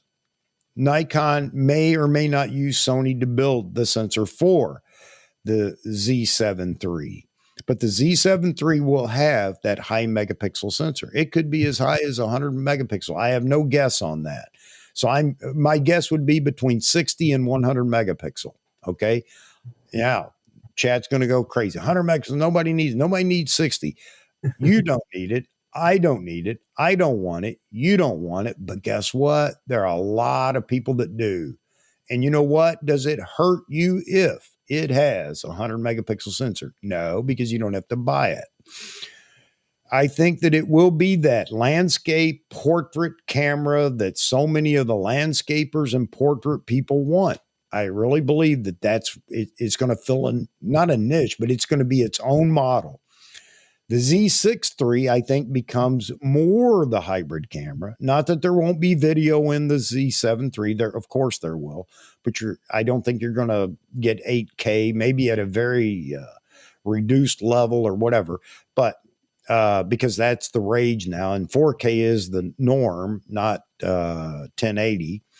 But anyway, the Z6 III, my opinion, will be that true great little hybrid camera that is more video centric than the Z7 III, comparable to, at some level, the Z8 and the Z9. Obviously, not having all the bells and whistles, but very capable for, if you will, an entry level hybrid shooter, affordable level hybrid shooter.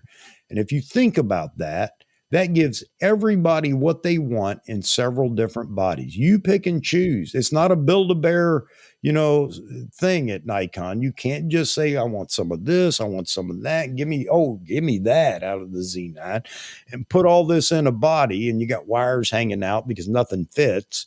No, we can't do that. But I think Nikon, and in my opinion, again, Nikon would be wise to take this approach, because then everybody can pick and choose which camera body suits them best.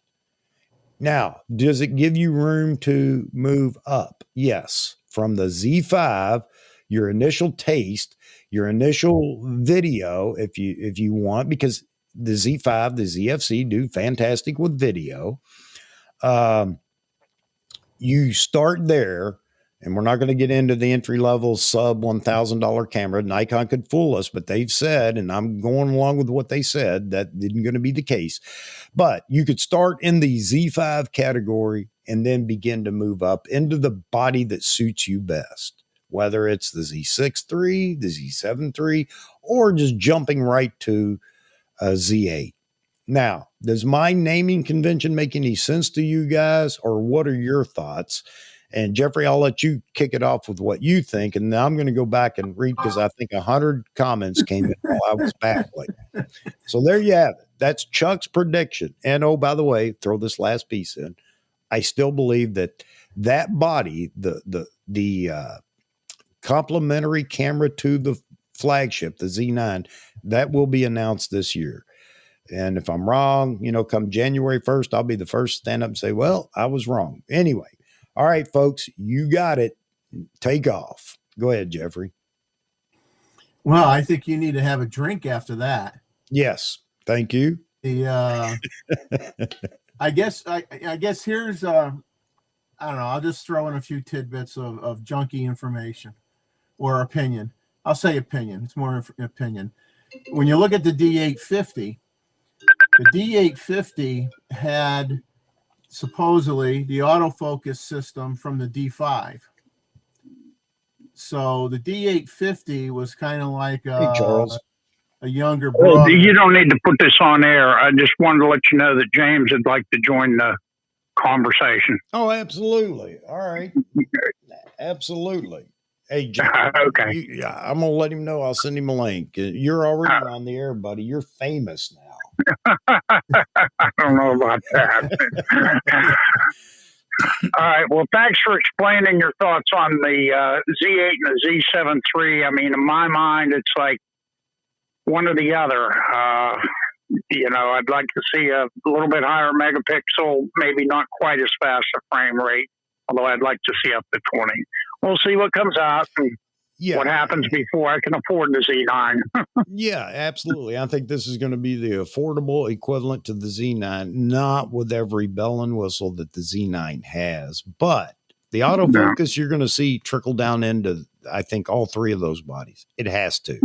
Nikon knows that too. So, yeah. So anyway, we'll get into the specs later. I can't wait till we get our first true rumor. So. There you go. All right, Charles. All right. Have a good day. Thank you, sir. Bye-bye. Okay. Like I was commenting on, I think the D850 was the younger brother of the D5. It had supposedly at the time the same autofocus system as the D5. And the one thing that was interesting, of course, is the D850 had the larger megapixel sensor than the D5 had. So if you look at that, not to say that that's going to be the set rule, but you have to assume, I think the Z8 is going to be the little brother of the Z9. It's going to have a lot of, but not all of the capability. And it may have a slightly larger sensor. I don't think it's going to be 100 megapixels. It may be in the 60s, maybe just something to, I think in some ways, they're probably getting criticized a little bit for having so many 45 megapixel cameras. And I love 45 megapixel cameras. I don't feel I need anything more than that. But they may just bump it a little bit because they did that when they came out with the D850. It was more than the D5. So they may bump it a little bit. But I'm happy with 45 megapixels.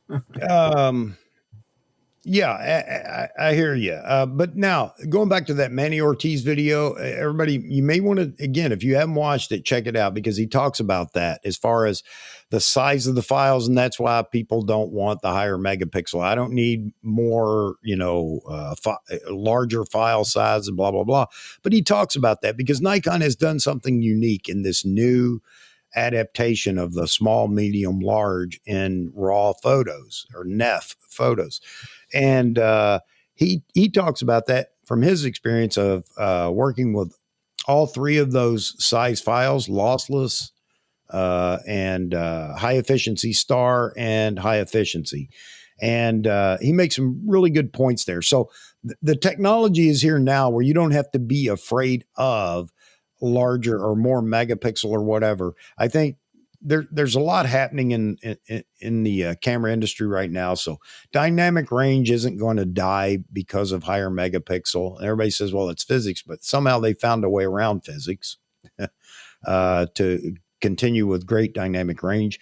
So anyway, and file size shouldn't be an issue anymore. I shoot in high efficiency star. I get 20 to 25 megapixel images. I don't know what you guys are using, but if you're using lossless and maybe you feel you can see a difference, but there are very few people out there that can say they can see any difference, or even when editing and pushing the photos, that the high efficiency star seems just as good as the lossless. So anyway, so as far as megapixel goes, yeah, I don't think that should be a fear anymore. But go ahead, Jeffrey. I just wanted to throw that out. I just want to comment to Paul's comment.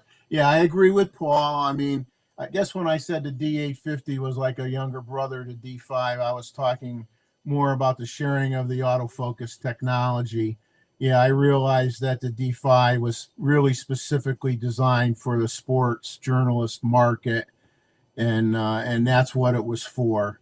I don't disagree with you at all. I'm just saying a lot of the technology that was in the D5, other than frames per second and megapixel size, was flowed into the D850. And the D850 did end up being, I think, the best overall camera for all genres that Nikon ever made in the DSLR era. I mean, wedding photographers were using it. Sports people could use it. Wildlife people, it shot great for wildlife. It was great for landscapes, obviously, and seascapes and that type of work. It was a great overall fantastic camera that covered everybody. And the D5 was specific to a certain photojournalists, sports photographers. I agree, but some of the technology from the D5 did flow into the D850. Yeah. Paul just said Joe McNally stated he's never getting rid of his D850. Hey, for you guys that don't want to type a letter there, and I'm going to grab Long Rider's comment here a second, feel free to jump on the line and give us a call. Let's see. I'm going to lose the number for a minute. I'm going to throw this on there. Slight issue with Manny is he shoots in a studio and portraits. When you shoot motorsports, wildlife, you're shutter speed goes up with ISO, and higher res cameras develop noise. Yeah, Long Rider, you're right, but I think we're getting away from the fear of noise now. And he also, you're right.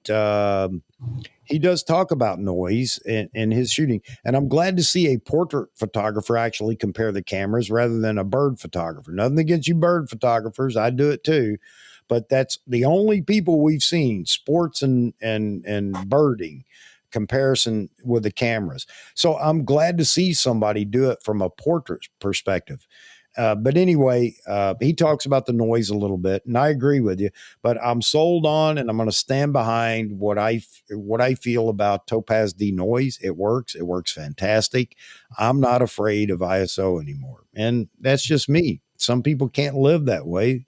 They're purists, and it's got to be all in camera. I get that, but again, I think that's going to be something we're going to see. And I'm going to shut up here in a second so we can get back to the topic. But I think we're going to see a whole lot more AI in cameras. And why can't Nikon broker a deal with somebody for noise reduction that actually works and put that AI in the camera with an on and off switch? Because there are people, I'm never going to use that. Got it. Don't turn it on.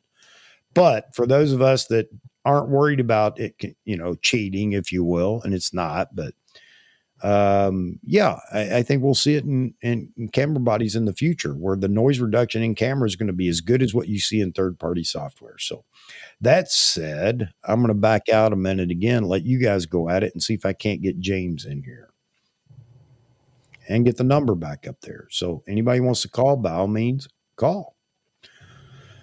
All right. Yeah, Paul, I know you're one of those, and there are a lot of purists out there, and it has to do with a lot of purists in software, third-party software to edit. There are a lot of people that don't believe in that. And, okay, let's get back to the art of photography and quit worrying about the science of photography. The art of photography is what makes you happy is what you do. And if you don't enjoy somebody's overly saturated photo, then I get it, but I do. I like it. And if people shoot what their clients want, now I'm not talking about commercial type shooting, because brands have a color and it has to be exact. I get that. But when you're shooting for brides, often what other people will criticize, the bride loves. Guess what? Accomplishment. You did your job. All right. Let me get over and try to get James in. Go ahead there, Mr. Jeff. Well, like you said, if you're a commercial photographer and you're shooting for a cosmetic company, I'm sure you're shooting everything very saturated because they want that red lipstick to look as red as they could possibly get it. Yes. Every commercial photo opportunity and every brand has developed their own look and their own style. Yeah. So, some will even go with black and white photos when they do advertising. So you never know what you're going to run into. Email me, James. Email me. Sorry about that. I think a Z8 is just going to have, it's like Chuck says, I think the Z8 is, I don't think any new Nikon body, and I'm not saying modified Nikon body, any new Nikon body is going to have the new Speed chip in it, Speed 7 chip in it. It's going to have stacked sensors. It's, stacked BSI sensors. Z8 might not have the same frames per second. Maybe they get rid of the 120 frame per second and 11 megapixel option. Who knows? It's not going to probably have 8K 60, but it might have 8K 30, oversampled 4K, so on and so forth. Because a lot of it will depend on how they decide to size the body. If they size the body the same as a Z7 II, they're going to have some limitations due to heat dissipation, unless they want to get crazy and put a fan on the back, which I'm not personally a big fan of, quote unquote. So it'll be maybe smaller than a Z9, but bigger than a Z7 II. So Jaspreet brought up, there's a lot of Nikon's working with a lot of companies for it. in the tech industry. And, Nikon's kind of stumbled upon a couple of things. One, the compression for the photo files. And also, I think Tico Raw, correct me here, correct me, Jaspreet, but I think it had something to do with the compression in RAW for video. So there's more of that to be seen on the horizon as well. I've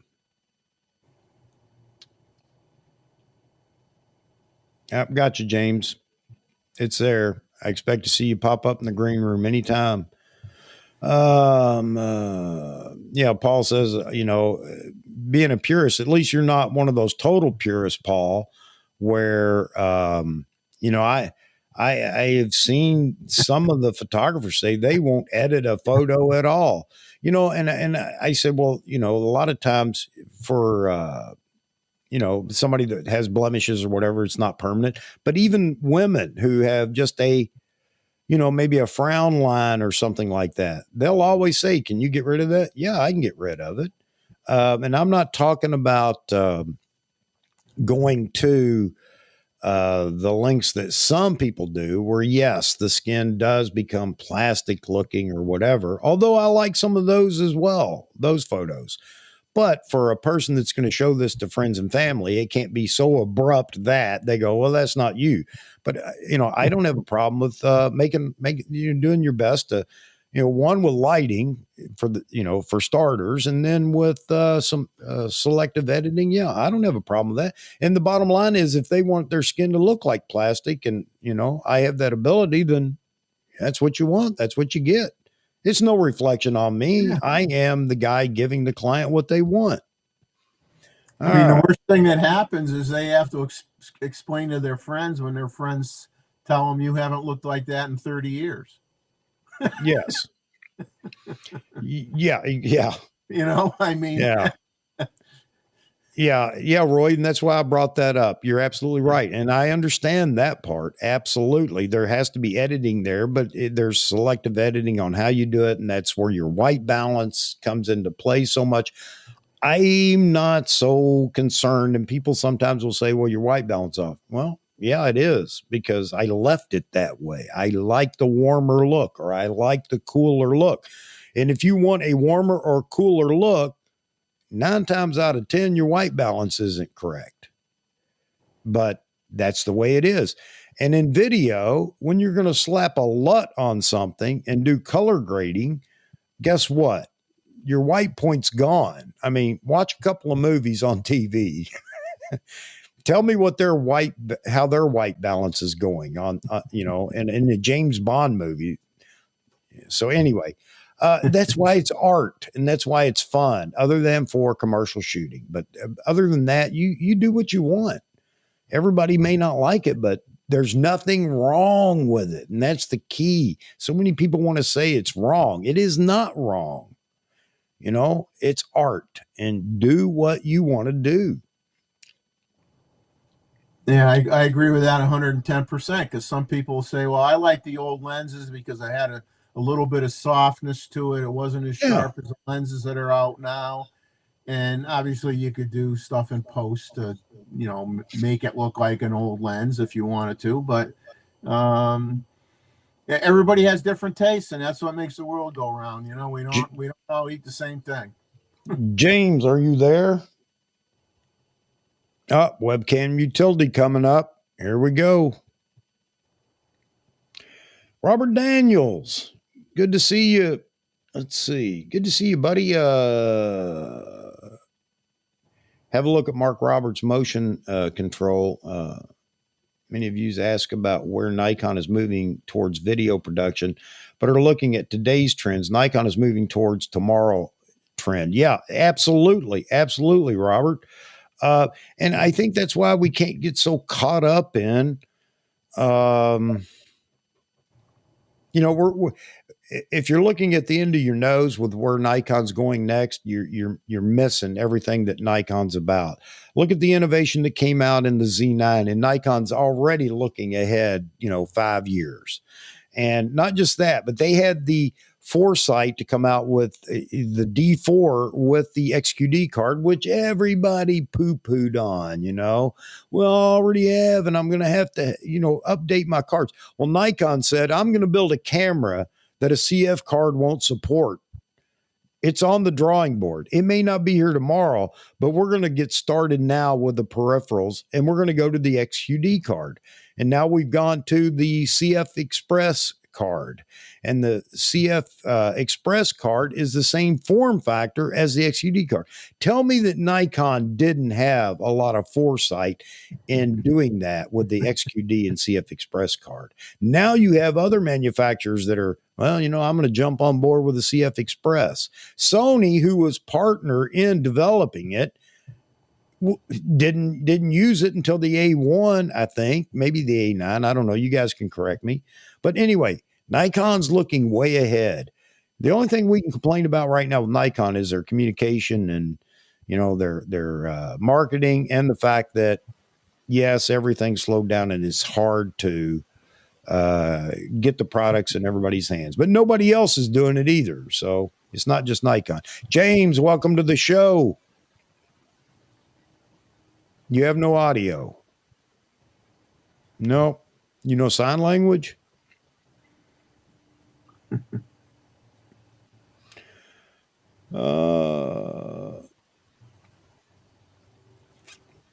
Yeah, good point, Roy, talking about, but everything comes around, man. I got ties in my closet that came back 5 years ago. Hadn't been worn in 30. And the other thing is, let's go back to, let's not say anything is, and I can't hear you still, James.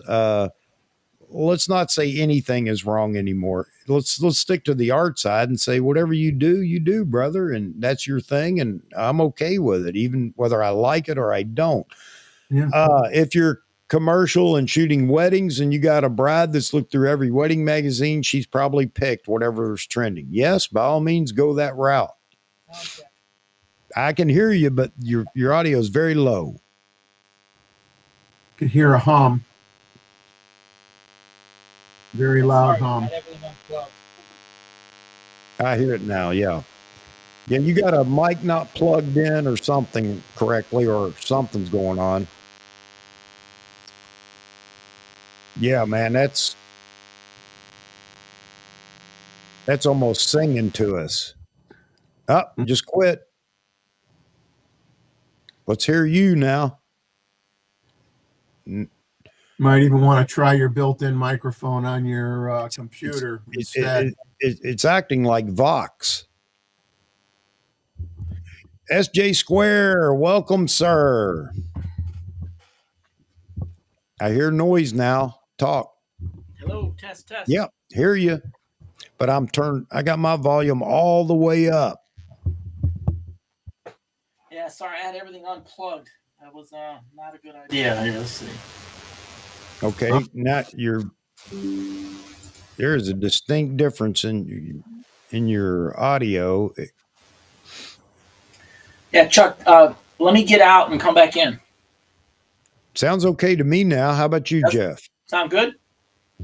Yeah, I mean, there's a slight buzzing sound in the background, but is not horrible. Is it too annoying? We'll let him reboot here real quick. Yeah, hey James, you have the link. Just let's reboot, man. Yep, I'll pull out. Yep. All right. Sorry here. Yeah, I'm doing well, SJ. Man, doing well. Lively discussion. You missed the discussion of all the different models for Nikon and their Z lineup, but great point. So have all the YouTubers who slam Nikon not do that. Yeah. Obviously we can't do it. And let's face it, for a lot of them, it has to do with, let me bring James back in here. It has to do with, they're doing it for a reason. And I'm convinced now it's for, because they make a living with their YouTube channel.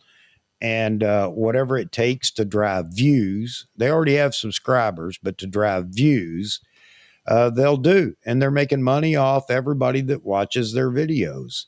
And so if it drives Nikon people to their channel to fight with them and argue in the comments, which they don't read, by the way, then mission accomplished. So I don't know how you make them stop it. This is how they're making their living, and they're going to continue to do it. And you and I might say they have no morals, but all right, James. Yep. How are we doing now?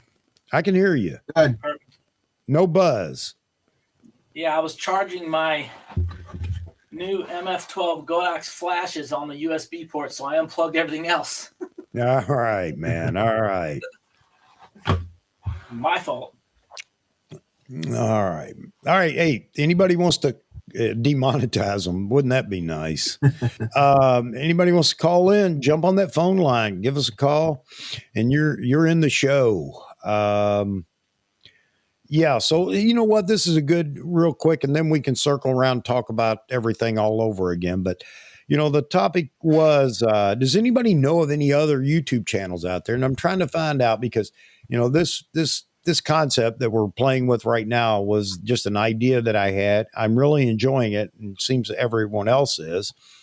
But are there any other YouTube channels out there that do constant live streams and any format like this? I know you guys have, I get quite a few emails and see comments after the fact that you guys like it or love it. And I'm really happy with that because I'm having a great time. And we do have a great community that we're building here. We're not throwing, we're not having food fights in the chat and, in the comments and everything. And I'm really happy about that. I appreciate that, folks. But do you know of any other? I want to go check them out. But it seems all of a sudden live streams, I don't want to say it's me, but it seems like live streams have really picked up here. Quite a few people decided they're going to inject more live streams into what they're doing on their channel. I like the format. I take it you guys do as well, but do you know of any others? I'd like to check them out and just see what they're doing. And that's the discussion today, really, SJ. Other than we talked about the naming convention for the Z camera, Z bodies from this point forward and what we expect. I don't think anybody does it like you, Chuck, because No.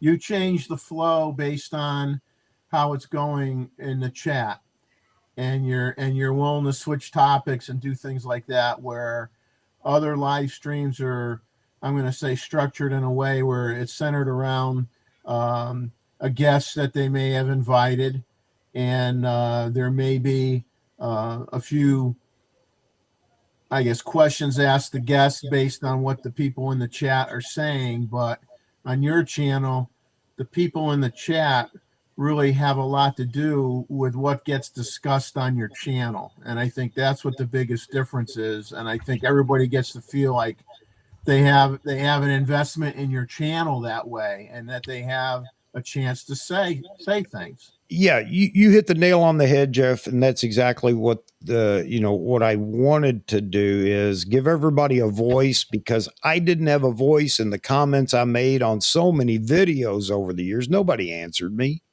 And I just have a simple question like, could you explain that? Or why did you do this? Or why does that not work? Or whatever. And you don't get that with them. So anyway, that was the intent of this, is everybody has a voice. It's live. You don't have to post a comment and think, well, maybe I'll hear something, maybe I won't. So that's the premise of this channel, is let's get in there. The other thing is my wife loves me dearly, and she supports my hobby of photography with no problem, but she's not going to sit around and talk photography with me. I have nobody to sit around and talk cameras or latest news. And that was another part of this, is where can you go and just sit down and have a chat? Now, that said, I still get comments or an email saying it's too long. Your stream's too long. And I'm trying to figure out how to even answer that. It's not like you pay a subscription and if you don't watch it, you lost your money, You have to start shutting down the chat line. Yeah. We're already 2 hours. Huh? And you went 3 hours yesterday. Yeah, we're just short of 4 hours on our record. But the point is that anybody can get in here and chat. I like having the longer stream, and here's why: because people can't initially get here. And don't you hate to go somewhere? There's a live stream going on for something, and you're struggling to get on the computer, and you finally pull it up, and live stream has ended. Well, you know. So we try to provide enough time here that anybody can come and go as they please. So I think that's where I want to be kind of sarcastic with or facetious. No, not facetious, but sarcastic with some people when they say, "Well, it goes too long." I'm thinking, man, you can leave anytime. You don't have to stay for the whole thing. So I don't know what they mean by it. So if anybody else wants to send me that comment, by all means, explain what you mean or what you suggest I should do, because it's going to go for however long it goes. And as you see, people come in at different intervals. Everybody gets a little bit, and hopefully everybody gets their comment addressed and their questions answered. So again, let me shut up and let's get you guys back in the game. James, what is going on, brother? What is on your mind? Maybe Chuck, a good idea is kind of a show and tell of tech. Maybe if you're going to be on the video or call in, maybe one topic could be, showing off something new that you're aware of, and maybe the rest of the crew doesn't know about that stuff. I mean, something interesting. Okay. Point taken. Point taken. I've actually got a great example on the wall here. Man, you scared me when you got up. You've been doing all them Zoom calls. I was afraid you were in your underwear. See this guy? Look at it. I'm going to fill it right in. Yep. But look at the back. Now, what's this I've nifty seen that device? company. I've seen those ads. This is Exposer. Yeah. And the material is flexible. You can roll this up and then put another picture on it and just rotate your pictures off of one basic frame, and it's borderless. Pretty slick. Yeah, it is. All right, send me the link. I can put it in the description. I'm not saying I'm going to buy it. I saw that going through the internet one day, and I said, "Wow, that's pretty. That's really different." Yep, absolutely. Hey, thanks, Roy. The Chucko Show is great, bugs and all. Absolutely, man. We're live, so guess what? You get it all. Bad audio, good audio, you name it. We cover it all. Asmund Gold. Okay. So there's somebody. I'll have to check that out. Hang on. I'll write it down. I'll forget it. Chuck, going back to bodies and roadmaps, that's what I was trying to talk about in the chat. I mean, all right. Somebody wants an 850 replacement. Somebody wants that D500 replacement. There's a lot of people sitting on that D500 and haven't moved over to mirrorless yet. Yep. I think that we'll see a D500 equivalent. I think we'll see one. I don't know what it's going to be, but you have the ability again with a 3-digit, number or whatever to go to. A lot of people say the Z8 will be the professional crop sensor body. I don't know. It could be. I won't deny that it could be. Not sure. Jeff and Leslie, they're taking off. Yeah.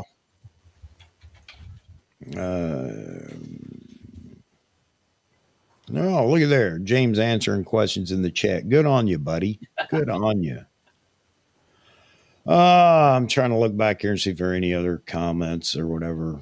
It's a full show today, Chuck. Man, it is. It is. I love it. I love it. I love it when everybody's in here, one comment after another, even though I can't keep up with it. Jeffrey, I'll be driving by your place tomorrow. I'm beelining it down to Florida. Okay. Now, what part of Florida are you going to? Are you focusing Gainesville. in on the pardon? Yeah, Gainesville. Gainesville. Okay. Yeah, southwest of Jacksonville.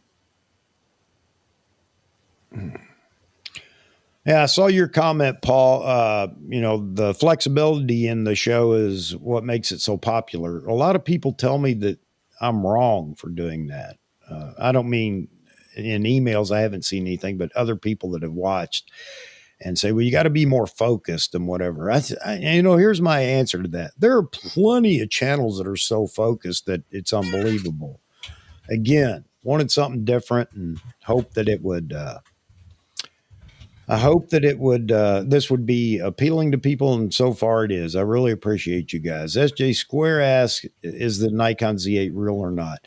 Okay, the baby Z9 is real, whether we have any rumors or not, whether it's the Z8 or not. And as I said, I was telling everybody earlier, SJ, let's just say Z8, because my opinion, I'm confident that's what it will be. The Z8 development started the same time the Z9 development started. Focus was probably more on the Z9, but they didn't just finish the Z9 and say, okay, we got it out the door. Now let's start on the Z8. What's it going to be? No, that's already been in development, which is why I say we will get an announcement this year. Whether it ships this year or not, I can't say, but we will get an announcement this year. Whether it's a development announcement like they did with the Z9, and thank you very much, Nikon, the very first time you've done that I know of. It could be a development announcement. It could be an announcement for the camera, but there will be strategic leaks that Nikon will have to different sites or people, just like Nikon rumors, that there will be strategic leaks that come out to point in that direction, not to indicate that it's the Z8, but to indicate that that camera is in development. Remember the leaks we got right before the announcement of the Z9? Man, those were terrific. And it helped me paint a picture in my mind of what it was going to cost. By the way, I was only 3 cents off. I said $54.99. That's close enough. Yeah. And that's only because I didn't go to B&H and look at what the typical pricing was for Nikon. It's always 96 cents for whatever reason. All right. So I think it's real, SJ. I believe it's real. Don't just think it. I believe it's real. And I think we're going to hear something. My belief is we're going to hear something this year. It's early yet. We're only in April. A lot of people are saying, well, blah, blah, blah. No. We got the development announcement for the Z9 in March of last year. Is it too soon after the Z9? If we were in the normal cycle of things, I would agree that we are a little bit presumptuous that it would come out or be anything out this year. However, Nikon realizes that the Z9 fever is going to wane. And maybe this firmware update helped them with that problem because it brought the Z9 right back into the spotlight. But Nikon has to have, and I term it this way, has to have the R5 equivalent, the A7 IV equivalent in the market to stay relevant. Yes, they can wait, but if they wait, then anybody that's looking at Nikon now for the Z9 tech will not believe it's going to come in any other body, and they're not going to invest in Nikon. They like what they see in the Z9, but they want proof, and they're going to want to see that competitor to the R5 and the A7 IV. Hence, I believe it's announced this year because they can't lose this momentum that they got going right now. So what say you guys? What say you, James? Absolutely. I mean, this one last comment, I do agree that people love their APS-C crop sensor cameras. So a higher end Z series crop sensor for the D500 replacement would definitely be a second body backup. And one other comment, for those of us who bought the Z9 as the first flagship camera, I really hope it's on top for at least 3 years before they come out with something else. Yeah, I think we're going to see at least a 3 year, what do you call it, development period for the next iteration. I think so, because they put all they had at the moment. They have other tech, you can bet, that just wasn't finalized yet, and it's going to take a little longer. That's going to come out in the successor to the Z9. And I said this too. I don't think Nikon's going to absolutely hold out tech from newer bodies because it's better than the Z9. Now, that people may say that's crazy. No, the Z9 has characteristics that people are going to buy it for the physical characteristics, not just what it does and the capabilities. Okay. Right now, you buy it because of the capabilities as well. But everybody's waiting for that next body to come out, the smaller body that does what the Z9 does. Understand there's a caveat to that, not everything. A lower price as well, but at a price they can afford. Yes. There are people that couldn't afford the Z9 that bought it because it was a stretch of what they were saving to purchase the next big camera from Nikon, meaning they may have budgeted for $3,500 to $4,000, but the Z9 came in at $1,500 more. You know how it is. Put the big wheels and tires on my new truck. For me, it was time. It's another $2,000, but go ahead and do it. Yeah. That's how it worked for me. I wanted that, initial D850 price was like $3,500, and I was hoping for something in that same price point. Yep. And I realized that wasn't going to happen anytime soon. And I said, well, I disregarded the other Nikon mirrorless cameras, being a predominantly bird photographer at the moment anyway. And I said, I'm going to wait. I'm not going to jump ship. And then I said, well, Z9's more than I want, but I'll justify it in my mind. And I got it, and I'm glad I did. But absolutely, you're only going to have so much percentage of market at that price point, as good as that price point is for the camera that it is. And you got to get the Z8 out there, and you got to get it in that $3,500 range, like the D850 was when it came out.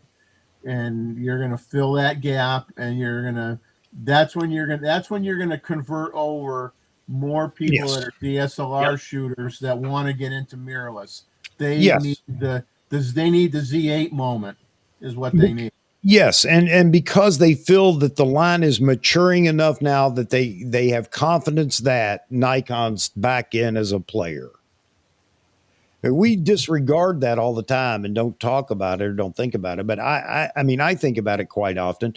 There are people right now, even with the Z9, talking to, some other folks, talking to them. The Z9 is a fantastic camera, but prove to me you're going to give me an affordable, fantastic camera. Yeah. And and they're not happy. They don't like what they see in the Z7 II or the Z6 II. We won't get into that argument. We as Nikon shooters feel differently than an outsider does. Okay, they don't want it. Got it. Doesn't mean with changing the format a little bit with what they do with the Z6 III and the Z7 III, that may entice people, but we're not there yet. So what are we going to get first?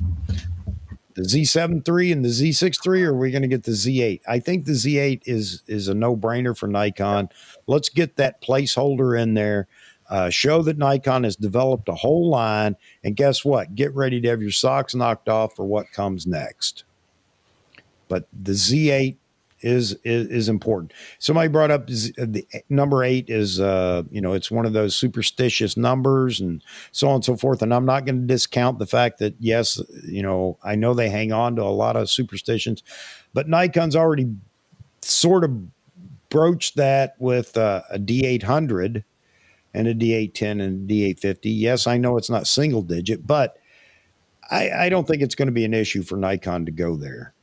And you know what? The camera is going to probably outweigh a whole lot of superstitions. And when they ever succeed the Z9 body, who knows, Chuck? Maybe they'll go to Roman numerals and have a ZX and be the Roman numeral 10. Yeah. Yeah. And really mess with us. Yeah, and I want to go back up here real quick to Jaspreet's got a comment, but SJ Square talking about will you be getting the Nikon remote grip? I don't think so. I don't think I will. SJ, only because if you're working on a rig, I think it's a fantastic idea. We'll have to wait and see just how everybody feels about it. But having all the controls on a grip for a rig, a cage, or whatever you're building, I think it's a great idea. As far as Nikon CF Express, no, I don't know why they're doing that, but unless they get competitive in price, and I haven't even thought about their pricing on it right now. I think it's $600 and something for or $700, $700 and something. I can't remember. It's pretty bad. Remember that? Huh? I remember it was pretty bad. Yeah. It wasn't the best deal on the market. And it's just rebranded. Some companies making them for them. I mean, Nikon obviously isn't building them. So, I guess they got to pass the cost of doing that, buying whatever retail and then rebranding it. But the grip sounds very interesting, and I'm curious to see it when it comes out. Anybody that's shooting video, I'm sure, is really interested in seeing what that's all about. It is wired, which I think is a good thing, but some people initially said, why isn't it Bluetooth like everything else? Well, there's only so much Bluetooth you can handle in camera, so I don't know. Now I'll get the argument that, well, phones, yeah, I know. Phones are magic, though.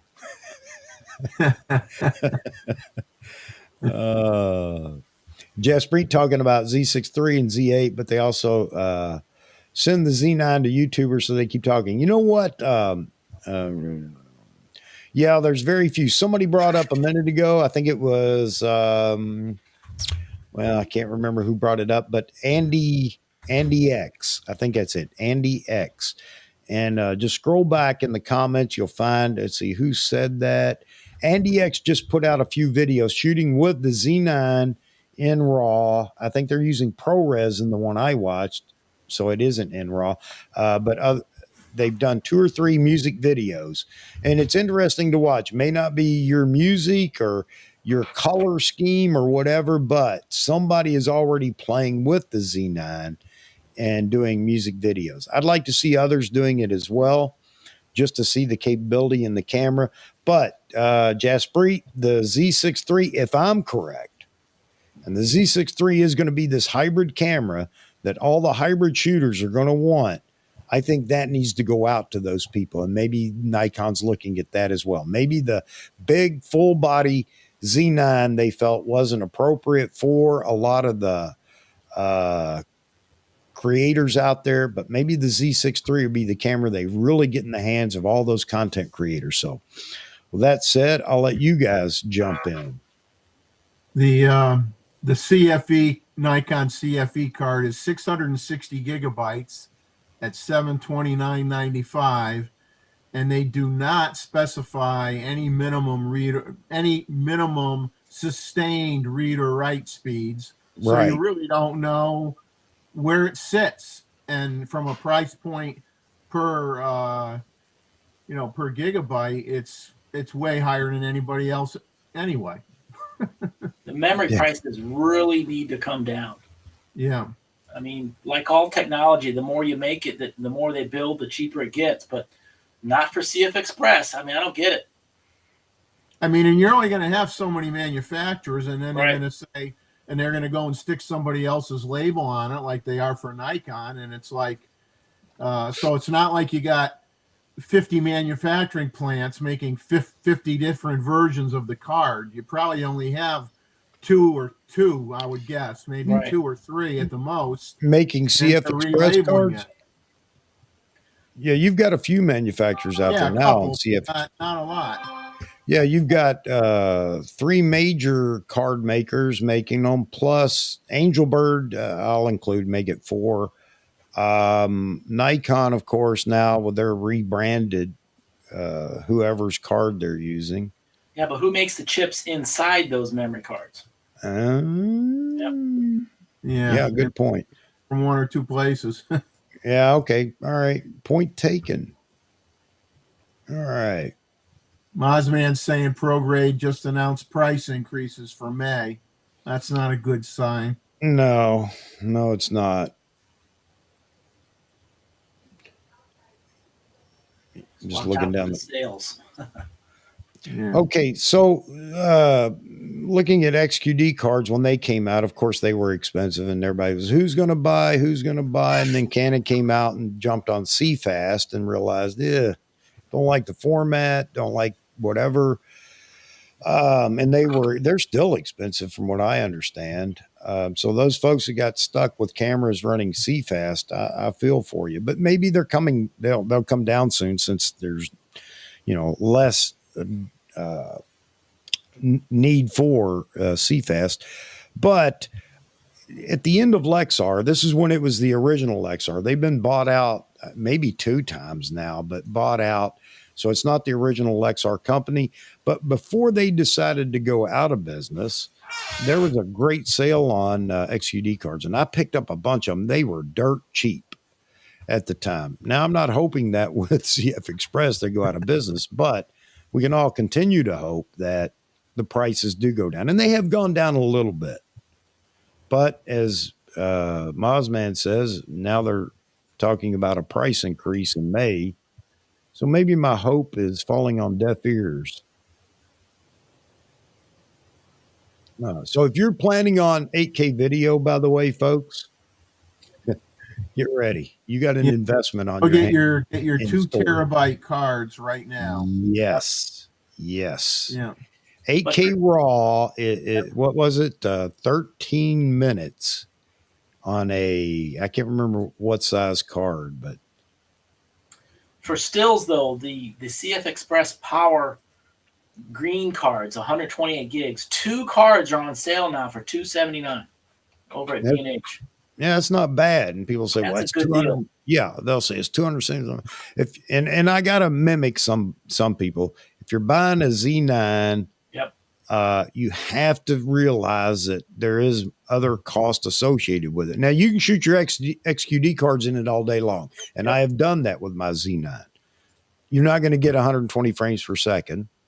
You're definitely not going to get any any major video capability with those cards. However, you can shoot 1080p all day long on a XQD card. So there is still the ability to use your XQD cards, folks that haven't bought a Z9 yet. If you have XQD cards, you can still use them. If you're working in a studio, there's no need for a card that has a sustained write speed of 1500 megabits per second.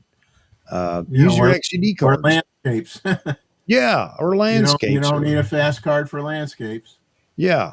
So the Ninja 5 SJ Square brings up, and here's a question I can't answer, so I'm throwing it out to you guys. Can you record externally 8K and 4K RAW? Or is that something that's going on that Nikon? I don't know. Somebody brought it up that you can't, and I don't know whether you can or not. You guys have any idea?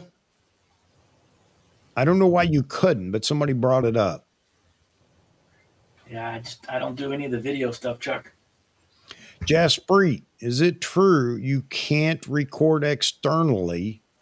So SJ's saying yes with the Ninja 5. Okay, you have to have the Ninja 5 for 8K period. Got that. But can you record the RAW now externally? And you know what? It could be a limitation. You're going to have to look at the media in the with the Ninja Adamus and Adamus 5. Is it fast enough? Yes, there you go. SJ Square says no. And maybe that's the limitation on those 2.5-inch drives that you can buy a whole lot cheaper than Adamus rebrand of whoever. I don't think they're fast enough to actually record the RAW.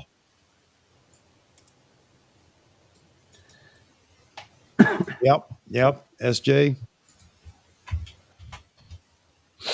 I think that's kind of a limitation we have right now. Not to mention, and everybody talked about this initially with, well, the only place you can edit is on DaVinci Resolve. Yeah, that's true.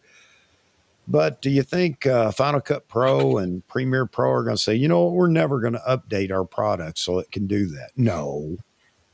It may not be as fast as we want, but it's going to come to Final Cut Pro and also to Premiere Pro. A whole lot of people have migrated from Premiere Pro to DaVinci Resolve, though. Man, they're knocking it out of the park over at Blackmagic. I'll get Jaspreet excited talking about Blackmagic. And he has a right to be. They're doing a lot of things right. And Jaspreet's about video, so I understand, you know. Yeah, Now, I'm not sure, does Roy. Jaspreet have a lot of Blackmagic products of his own that he uses? No, I don't think he does. Let's see. AP Studio is currently 2 video editing software support and RAW. Okay. Post them, Jaspreet. And what do you have as far as equipment right now, Jaspreet, for video, doing video work? I don't know. You may have said it before, but I don't know. And Roy, yeah, it could be the throughput, but it could be the recording media. Because again, those 2.5-inch drives that you can use, and they're very cheap, but cheap should tell us something. It's not fast. An old logistics rule in the Army, you have a logistics triangle, and at the points are cheap, fast, and quality. You can have any 2 of those you want, but you can't get all 3 at the same time. You can get cheap and quality. It will not be fast. You can get cheap and fast, but there won't be any quality. You can get good quality and fast, but it ain't going to be cheap. So there you go. Lesson for today, the logistics triangle.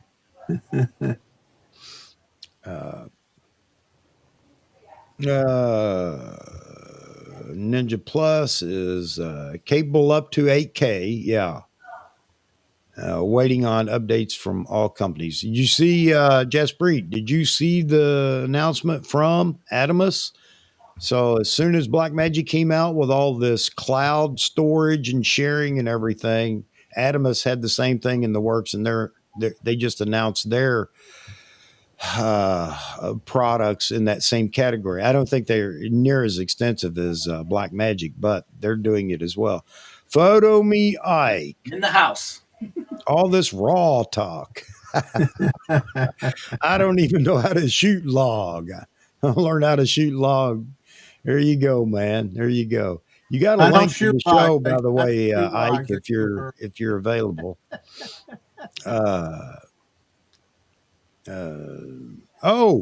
Whoa, big news. Got to throw this on here. Big news. Just got another Z9. So Gustavo, if you want it, man, you're straight up dude, Moz, man. That is great. That is great. Make somebody happy. You know what? I'd give you a big tip for doing that for me. I really would. But you might be in for a business here. $100 over cost, and it's yours. It pays for my time and effort. Right off the back of my truck. No, I didn't, man. I did not see it. Instagram, I'll check it out. I'm not a big Instagram person. Everybody's jumping all over me about it. You got to get with it, man. If you want to, you want to make it in this, you got to be on Instagram. You got to continually follow and post there. I will. I will check it out. Philanthropy is alive and well. There you go, Wolfgang. And there's the point that I was talking about. Anybody that's willing to do this, and I mean, you gotta have a little money on the side where you can do it for somebody, maybe out of whatever. But you're not at this point going to have a hard time getting rid of a Z9 at cost that's new in a box. That's not going to be a problem. So many people out there looking for them. Okay. Uh-oh, Chad now. So you're going to drive people to my show, Moss. Keep this going because I'll put that out as a clickbait. You No. need a Z9, we'll get it for you. he has to respond and say, and the bidding starts at, Yeah. and then everybody can start bumping it up. No, Moz, I would never do that to you, brother. I would never do that to you. I just appreciate, that you're doing it for somebody. I think that's fantastic. Yeah. Oh, so you had two Z9s? Yeah. So did you get one for someone, Hank?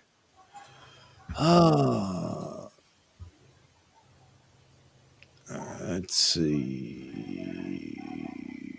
Nope, sensors came up again. I see Paul responded to it. Yeah, any sensor that that Sony makes for Nikon is not off the shelf Sony's own whatever spec sensor, and that's part that a lot of Sony fans want to jump on the fact that Sony makes the sensors for. Well, One for yeah, one. It doesn't matter who makes the sensors, like I've said 100 times. Yeah. Nikon determines the specs for what they want in a sensor. Then they can go to any sensor fab company and say, this is what we want. And it doesn't matter a hill of beans who makes it. Get over it. Yeah, and now we're not picking on you or anything, but yeah, that sensor, the sensors that that Sony builds for Nikon have been completely spec'd by Nikon. And you know what? Here's the proof in the pudding. If it was, if Sony just said, what do you got hanging around? Yeah, give me a bunch of those. The Nikon colors and Nikon and Sony colors would be very close. So many things would be very close. Comparable in the two cameras. So no, it's all, Nikon specs. Yeah, it just the comment about Sony sensors gets so old and personally gets under my skin because they sell component parts too. I mean, what's the big deal? Get over it, Yes.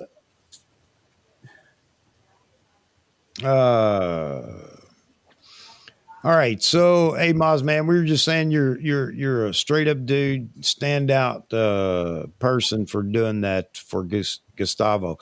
And oh, by the way, I'm gonna use this as clickbait from now on. That if you're looking for a Z9, come to my show and subscribe, and we will get one for you. Just kidding, brother. I'm not gonna do that to you at all. Not gonna do that to you at all. But yeah, I think it's fantastic that that you did that. Well, somebody's got a wooden model of a Z9. Still a Z9. Man, there's some serious feedback. You got a Tesla. You got a Tesla cage going on in there, James. It sounds like an electric razor. The phone was right next to the mic. Yeah, Gustavo's on it now, man. He's on it. Good for you, Gustavo. I'm really happy for you. And again, tip that man well. I mean, that's fantastic that he would go out on it and do that. All right. Until my card limits. Oh, that's great, Moz, man. That's great. And again, you're a great person there. And I'm really happy for Gustavo also. Yeah, if the power goes out, you can find out if the Z9 floats. Yeah. Yeah, Chuck, I got the email you forwarded me from Gustavo, and I gave him a response. So I don't know if he's seen it yet, if he's at work, but oh, okay, great. I did respond to him, and I'm sure we'll be chatting soon. Yeah, man, and again, that kind of goes back to the the format of the channel. That's kind of good, seeing people connect and. Not everybody here has the same shooting likes or whatever, but you can connect with somebody that does and kind kind of stay connected as we travel too. I can see that happening over time. Everybody linking up. You know, man, Vahagan really wants to do that. He really wants to find a way for, as many people as we can get together at some point, getting together for, just a link up photo walk. We may have to do it by region, but yeah, I can see that down the road as well. Yeah, you need to get your Z6 going for your video there, your live streaming, James. Yeah, I finally found in stock the AC adapter and the little battery connector. Yep. I ordered it off of Amazon, so Yep. I'll have it. It says Saturday. Great. Yep. I have the same thing. I'm running off AC mains on my Z6, Yep. and I have the 14 to 30 on there as the. I think I have the 14. Yep, 14 to 30 on there right now, which is great because it gives me a big head when I lean forward, and Yep. the big claw when I put my hand out there, which is always nice. People like to talk about. And the camera is literally 18 inches. The lens is 18 inches from me right now. So if you got a small desk, Yeah. it works. Believe it or not, the Z50 does not have an AC power option. Different So battery, right? Yeah, battery only. Yep. Yeah, Mike said a hookup in Vegas would be great. I think a lot of people would like a hookup in Vegas. Maybe we could do that one year, maybe next year. For those that can and want to, is do a trip out to Vegas for WPPI. I think that'd be great for those that can make it. So I'd love to walk the floor out there during WPPI. I'd like to be at NAB right now, out at NIB. Well, not now, it just finished, but yeah, that's something we'll have to continue to talk about. Just see who wants to go out next year. Maybe that's the ticket, is to go out. My wife wants to go out to Vegas. So yeah. Next year, go out to Vegas. All right, Chuck, I'll be there. Chuck, if you go to Vegas, you're going to have to sell a lot of those lenses for the gambling. Yes. Gambling No, money. yeah. As tempting as that might be, I'd love to go out there. It's why you need to go during WPPI. To keep you focused on everything but the gambling. Oh man. I'll tell you a funny story. Well, it's really not too funny. My wife, it didn't work out well for us. For a surprise Christmas gift one year, I had tickets to see Celine Dion in Caesar's Palace in Las Vegas. And I dropped all these hints like in the packages for my wife to open up, travel magazine with Las Vegas on the front. Yeah. And all this stuff, a Celine Dion CD and all this stuff. And finally she put the dots together.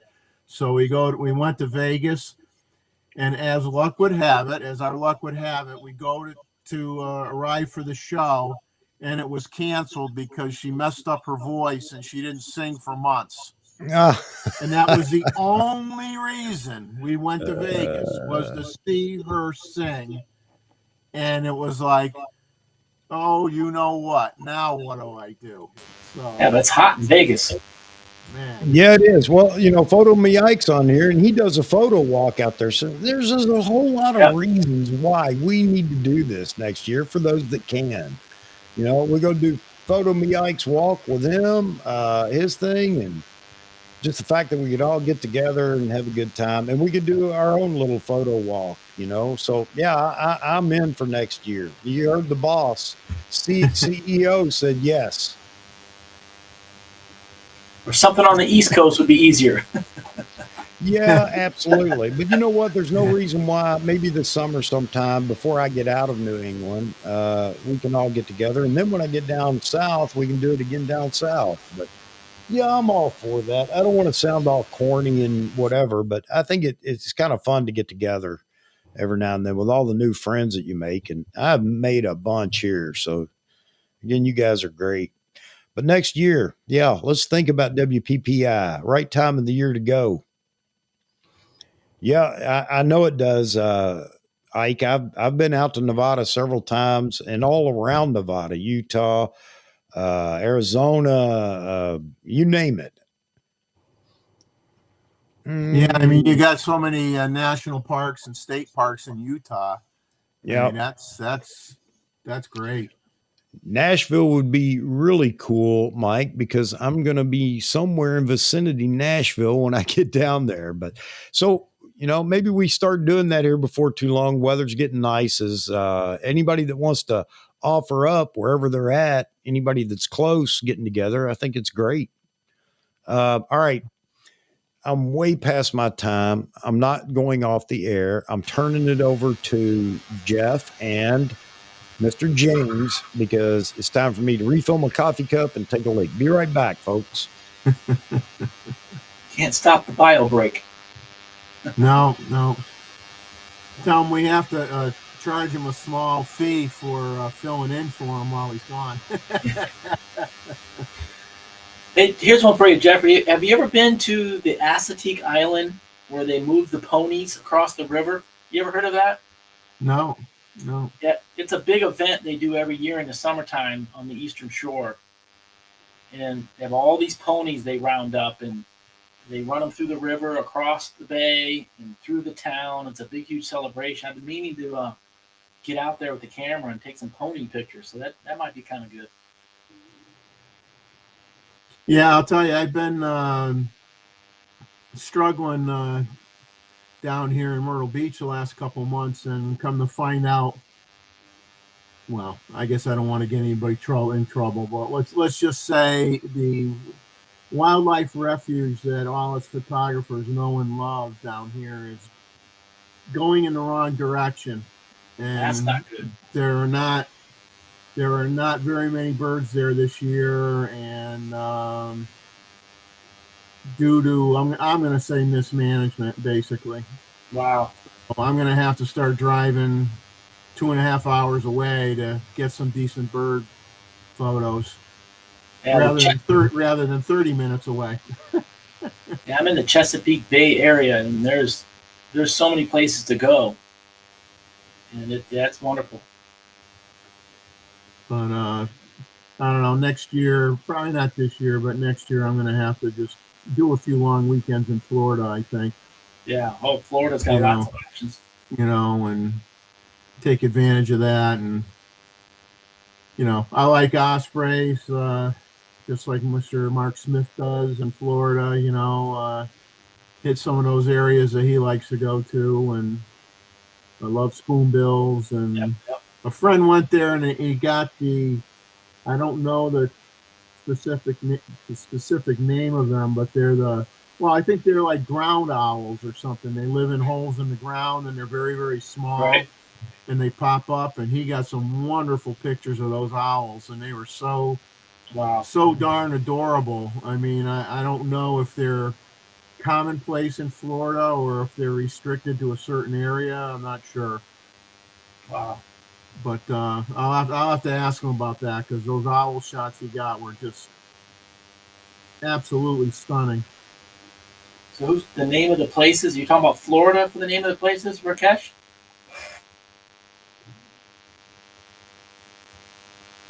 Yeah, he didn't tell me where he got the pictures. I mean, it sounded like it was specific to one part of Florida where those owls were. Okay. I went to Tampa a couple years ago, and Tampa was amazing.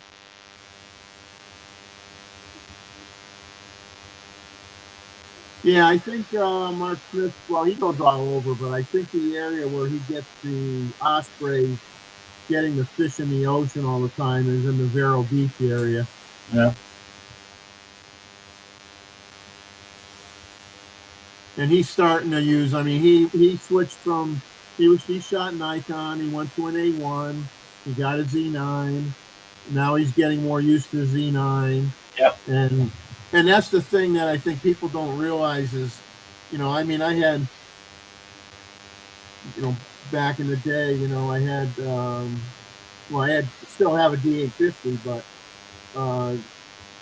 you think that it's going to be an easy transition from a D850 to a Z9, and it really isn't, because the Z9 is just has so much more capability Yep. and so many more menu choices and things like that. And I certainly wouldn't want to be a newbie to photography and just because I won the lottery, go out and buy a Z9, because if you haven't had experience with Nikons before, you're Right. gonna feel swamped.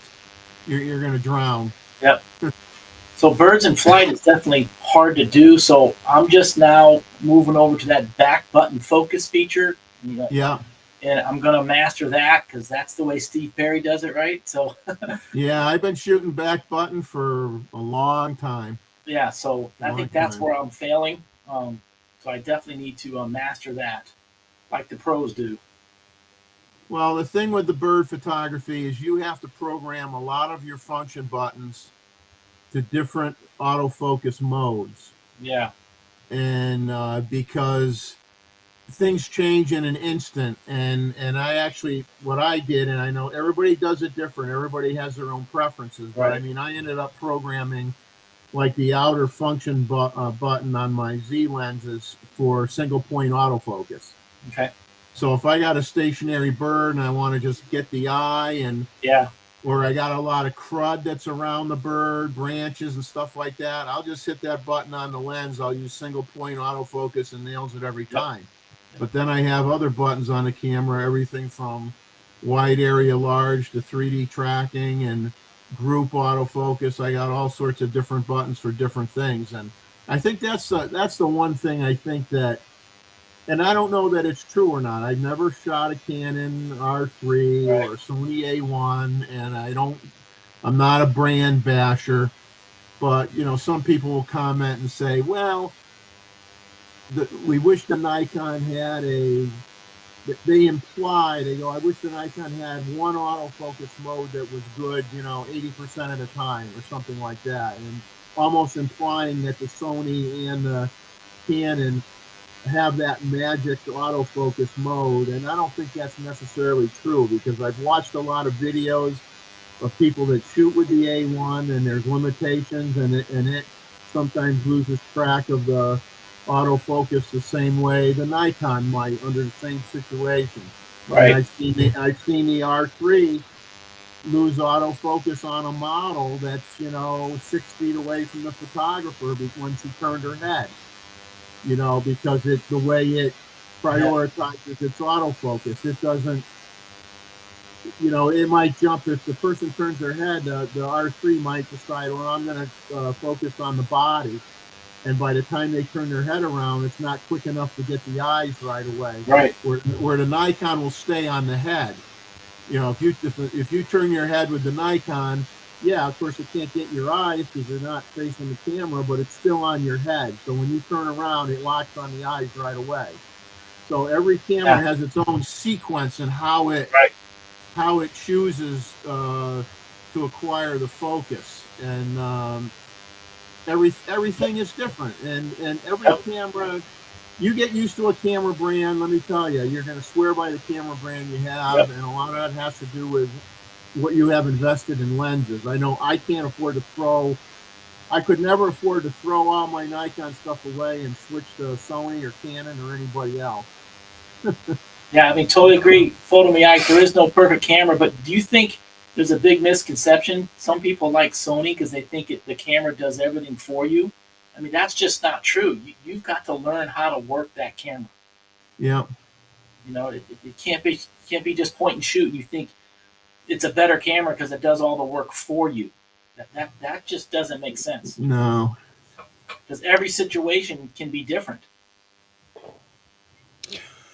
All right. Sorry, I checked on my brother. He's removing the condenser. So for those that don't know, the ongoing saga with the house is updating, getting ready to get rid of it. And my condenser went out on my heat pump, whatever compressor, and it was cheaper to get a new one than to get a new compressor. So there you have it. Wow. That's why I can't buy new lenses. This house is a money pit right now. Yeah, I did my once you sell it, Chuck. Once you sell it, Chuck, you're going to have the Nikon truck backing into your driveway. You betcha. You betcha. Let me win the lottery. Now, I'm just calling Nikon. Whatever you got, send it. Wouldn't that be nice? Yes. The official testing Absolutely. group. Oh man, so you guys been going at it, and that's good. Good. Well, Hey, folks, here's the obligatory, not obligatory, but the plead. You know, if you like this, and I talked about it yesterday on Vahography's channel. Yeah, there's a whole lot that goes into doing this on a regular basis. And you know, so a like goes a long way. If you just drop a like, if you actually enjoyed being in here and the chat and everything else, it kind of motivates me. It's not a money thing. It's just there is a lot of prep that goes into making sure you're ready to go and everything. And all the videos, people like Ike and SJ that does a lot of content. You know, whoever you're watching, if you enjoy it, make sure you drop a like. It may seem like it's not much, but it is to everybody that does it.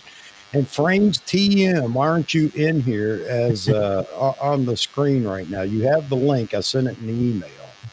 he's Yeah, spying please. on us. He's spying on us is what he's doing. He's trolling us. It's a troll. As I like to say on SJ's channel, lurking. I go lurking on his channel all the time. I always drop a like, though, especially those the people that I like. Now, I'm not saying drop a like if you don't like the content wherever you go, be it here as well. But, you know, just it goes a long way, though. It helps motivate us to know we're doing it. Yep, you're lurking. Absolutely. Absolutely.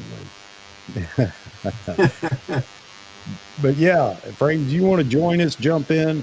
You know what? We're approaching the 3-hour mark, and I think we're going to go just a little bit longer than 3 hours for those that want to stay. But if you want to jump in, you're welcome to. Vahagan must have got tied up because I know he was going to jump in here, so he's busy. But yeah, we'll get some of you other folks on here too. We're not so uppity here at AP Studios that we got to have all the, you know, all the big famous people. Although I did send Manny Ortiz. Your buzz is back, so I don't know what you're charging there, James, but your buzz is back. Yeah. I did send. There it goes. I did send Manny Ortiz an opportunity to come on the show, only because I really enjoyed his comparison video, and it'd be nice to let him answer some questions about, you know, what he came up with and all that kind of stuff. So that said, Chuck, can you summarize what his conclusions were? Yeah, you know, again, he backed it up with some video, but you know, it's from his experience, and he was good enough to explain, this is my opinion. And I respect anybody that does that and comes up with a different conclusion. That's their opinion based on what they did, they're experimenting or whatever. But it's favorable for all three brands. I mean, he didn't do it purposely, like I got to be fair here. Yeah. You know, he actually talks about what he would take from each camera to put together a camera that would suit him. One of the big things that he did not care for in the both the R3 and the Z9 was a big frame, full body camera. But he said, you know, I'm kind of liking it, but I think I'd rather have the smaller body like the A1. So, and I understand that, which is again why Nikon needs to get the Z8 out, because a lot of people are going to, you know, buy that camera just based on the body size. Yeah, Frames, we saw, I got an immediate notification this morning. The computer went crazy as soon as I fired it up with all the new review videos up for the Sony 24-70.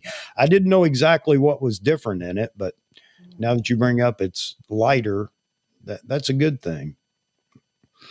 All right, didn't mean to break up the conversation. What do you guys got going on? Carry on. Let's keep it going. Well, we did get into a little bit of a back button focus. Yeah. talking about some of that, and birds in flight. It's not easy, and all the settings you have to do to manipulate the camera and the situation, and have everything laser fast, and really Yep. knowing your gear. And we were saying it's not about the camera clicking a button doing everything for you. You've got to do the work to make that situation happen.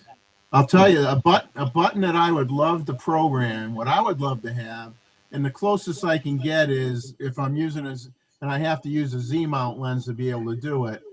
I have the control ring set up for exposure compensation.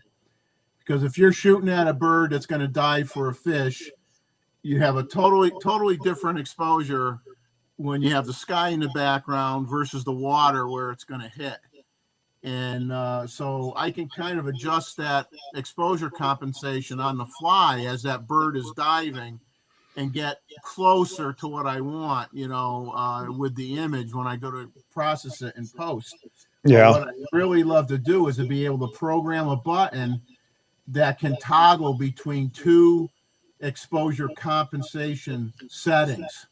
So I can hit it I could hit it once and it's set up for the bird in the sky. I can hit it again and it switches to the exposure I need for the bird hitting the water.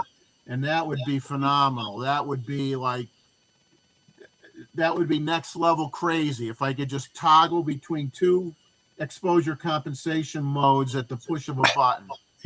Jeff, I don't think we're too many iterations away from some of those things coming out in all the cameras.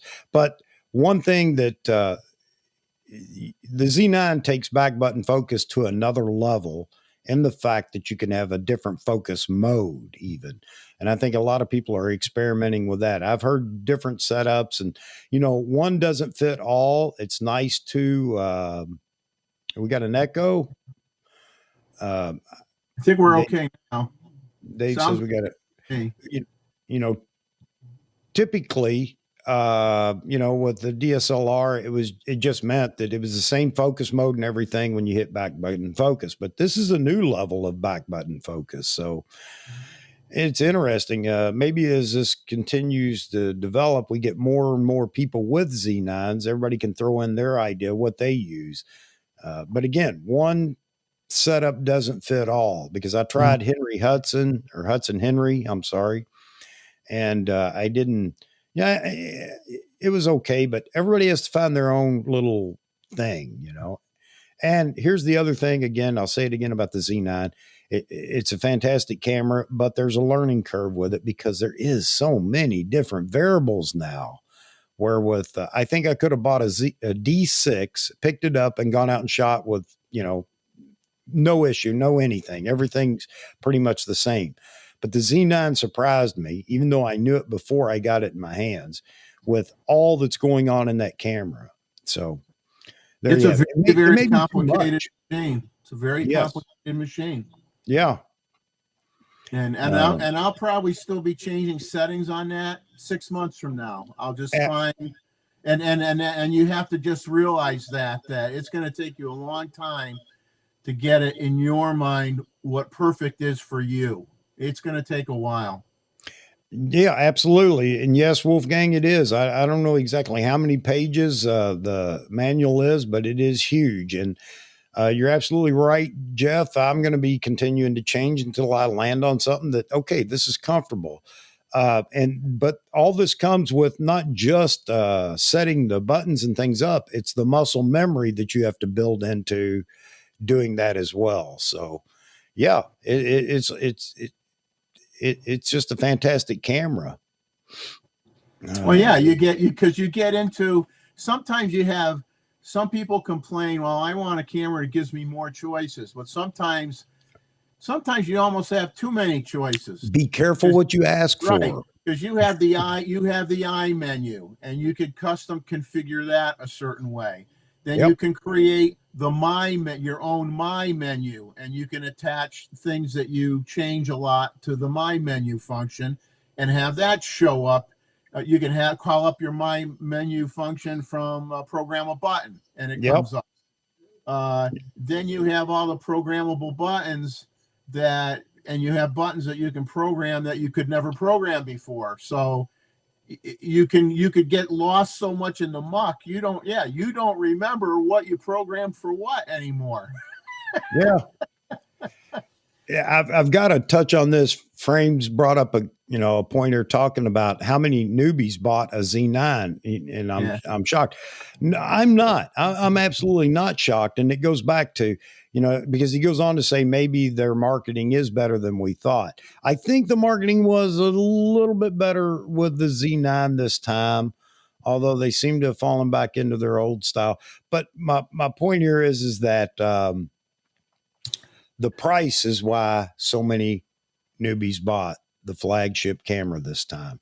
Again, I think a lot of people said I can stretch my budget to that, but if the Z9 had come out at $6,500, no, I don't think there'd be near as many people buying it. There'd be even more people complaining, saying, "Let's have the Z8 or whatever the comparable camera is to." The Z9. But that price point let a lot of people down. Let me stretch this card a little further. Yeah, I probably would have held off on the Z9 if it was $1,000, $1,500 more. So I opted for the better body and then eventually get more lenses. So yeah, I didn't want the body to be the weak point in my picture taking. And Roy says it's not the manual, it's so many variations. And it is. And that's why I was hesitant. Everybody asked me, what do you think? What do you think? The day I got it, I literally unboxed. I got it 30 minutes before a live stream started and unboxed it. But the next live stream, what do you think of it? And I was a little leery of passing judgment because it overwhelmed me. Again, if it had been a D6, I'd have picked it up and said, yeah, here's what's great and everything else. But I think that's what we're going to have to get used to because that's what's coming down the pike here for cameras down the road. And it's not just newbies. I mean, a lot of people have been on DSLRs and Nikon, but they've never owned a pro body. Now here's a pro body it's expensive. Yep. Yep. Absolutely. Frames is talking about lenses now. He and Jaspreet, the third-party lenses I think are coming. Just as you said earlier, Jeff, when we went down the list of what's in store coming from Nikon corporate out to 2025 and some of the comments they made, I think you're right. The licensing pieces will include lens manufacturers, third-party lens makers. So I think we're going to see that. We already see it a little bit. And people say it doesn't exist, but it does. There are a few Z mount lenses already out there by third party, but we're going to see better AF functioning in third party lenses as Nikon opens that up. Obviously, Nikon wanted to get their lenses, installed first and let that become the foundation for the cameras. A whole lot more coming. And again, exciting time again to be in photography and videography because tech has really blossomed now with mirrorless and it really jumped ahead with Nikon's innovation, but it's not limited there. Canon's going to have a burner in their R1. No doubt about that in my mind. And I'm not going to be unhappy about it. I'll be happy to see that happen. Because I know we're back in that cycle where Nikon will respond a couple of years later, a year later, or whatever. And I'm curious to see what Sony's going to do now going into the future. So there you have it. Well, I think the licensing thing is a big thing because Ryan Troy had a video about the third-party lenses and how, of course, Sony embraced third-party lenses to fill in a ton of gaps that they had early on in their development of their cameras.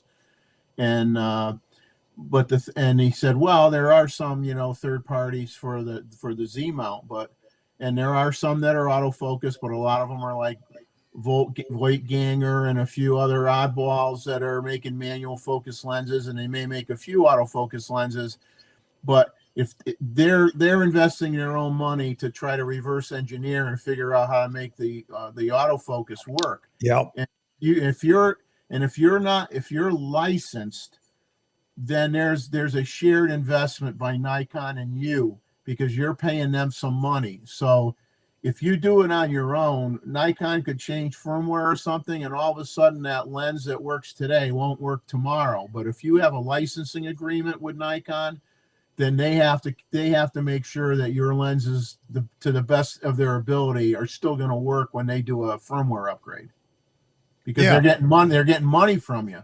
But Yes. if you do it on your own, they don't owe you anything. Right. They don't You're owe absolutely you. right. What was I going to say here? Frames brought up talking about Nikon is going to get into 3D lenses, AR, VR products. It's coming. Yeah, I believe that. Frames. Roy said he's had his camera since December and he's just beginning to get used to it in his workflow. And he's using that camera every day. You know, I mean, those of you that bought the Z9 and are using it constantly, because you're professional and it's, pays the rent and whatever, you're using it a lot more than a lot of us. And so it's going to take me even longer. If it took you that long, Roy, it's going to take me, a year, to get used to it. And I'm not complaining about it. I'm just saying that this is what we're in store for as cameras continue to develop. Hey, Wolfgang, I agree with you. I agree with you wholeheartedly on that. Like a Monty Python movie. You could probably do this on the old Saturday Night Live, a skit, Nikon executives in the office talking about stuff. Once again, Nikon, they're not as big as Sony and Canon, but they're kind of I wouldn't call them a niche photography group, but that's really all they do is photography and lenses, right? No, not at all. No, they have a larger market in medical optics and also robotics. Yeah, they make equipment that makes chips too. Yes. So don't be surprised if some of the stuff Sony makes is using Nikon equipment to make Absolutely. it. Yeah. Okay. For all those Sony guys that complain about using Sony sensors, which is a half truth, well, I can argue, well, maybe you shouldn't have Sony using Nikon equipment to make your products, because I'm sure they are using some Nikon equipment. But whatever we think they're not doing right, they're still doing something right because they do it right. Yeah, absolutely. Yep. Yeah, I mean, the bottom line is, does it do what you want it to do, irregardless of what brand you pick? It's you get so tired of everybody getting focused on. I mean, we love what we shoot, and there's nothing wrong with that. But I mean, I have no problem with somebody being a lover of Fuji cameras or Sony or Canon or anybody else. It's what fits your use case and what you enjoy shooting with. And the bottom line is, we should all be promoting photography and the art of photography and sharing images and doing things like that. And as I said on one of my videos I did not long ago, I says, go out there and make some prints, for crying out loud. Yeah. Anybody could take an image that's cropped that's so small that goes on Instagram or Facebook, and every image can look good. Okay, go and make a 20 by 30 print of something and see how it looks. And make a print and give a print to a friend, give a print to a relative. I sent prints to numerous friends as surprises, and just made prints and shipped it to their house. Knew what they liked and shipped it to their house. And it made their day. I mean, they were thrilled. I think it's a good point, Jeff, that, everybody ought to take a minute and just, if they haven't, and a lot of people have, but if you've never done it, then go to one of the print houses, online, have one of your photos printed and look at it. And then you'll understand what you're doing as a photographer. And, you may want to actually put it on the wall. Yeah. But, definitely get out and have some things printed. Somebody brought up a long time ago when we start talking about storage and, getting Tony, I think, put out a video a while back. Somebody was explaining to me about how he lost some photos or something. But there's a lot of truth in that. The only true way to archive what you're doing still is prints. Yeah. That is the only absolute.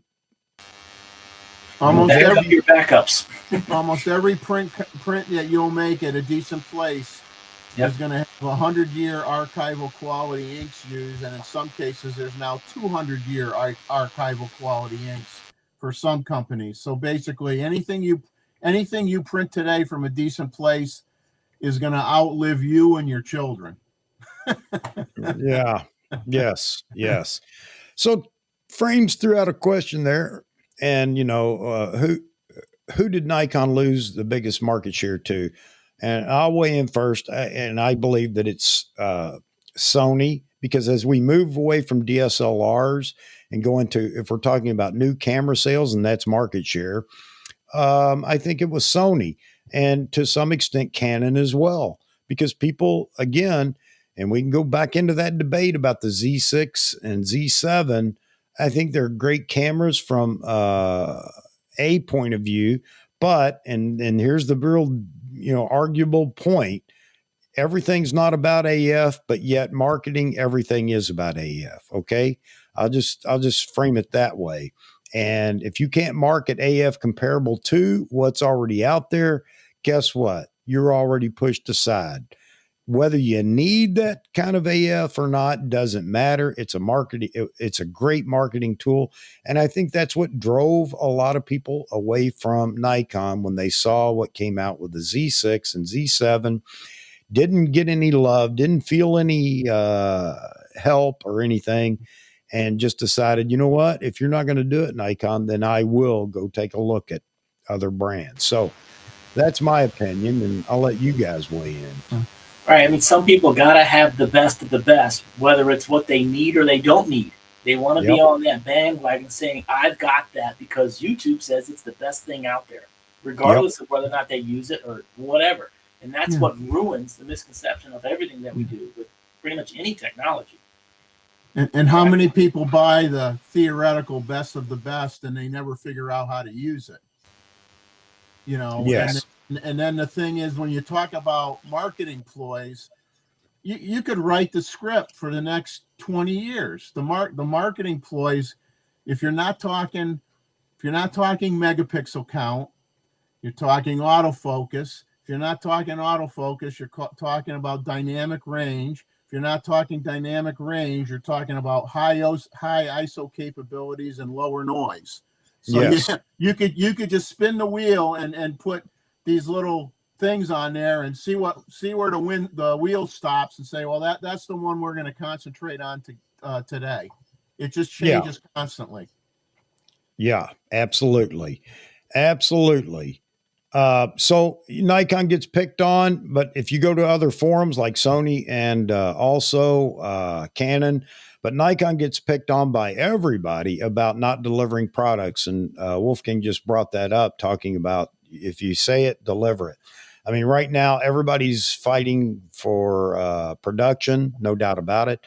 It doesn't matter whether you're Canon or Nikon or Sony or Fuji or whatever.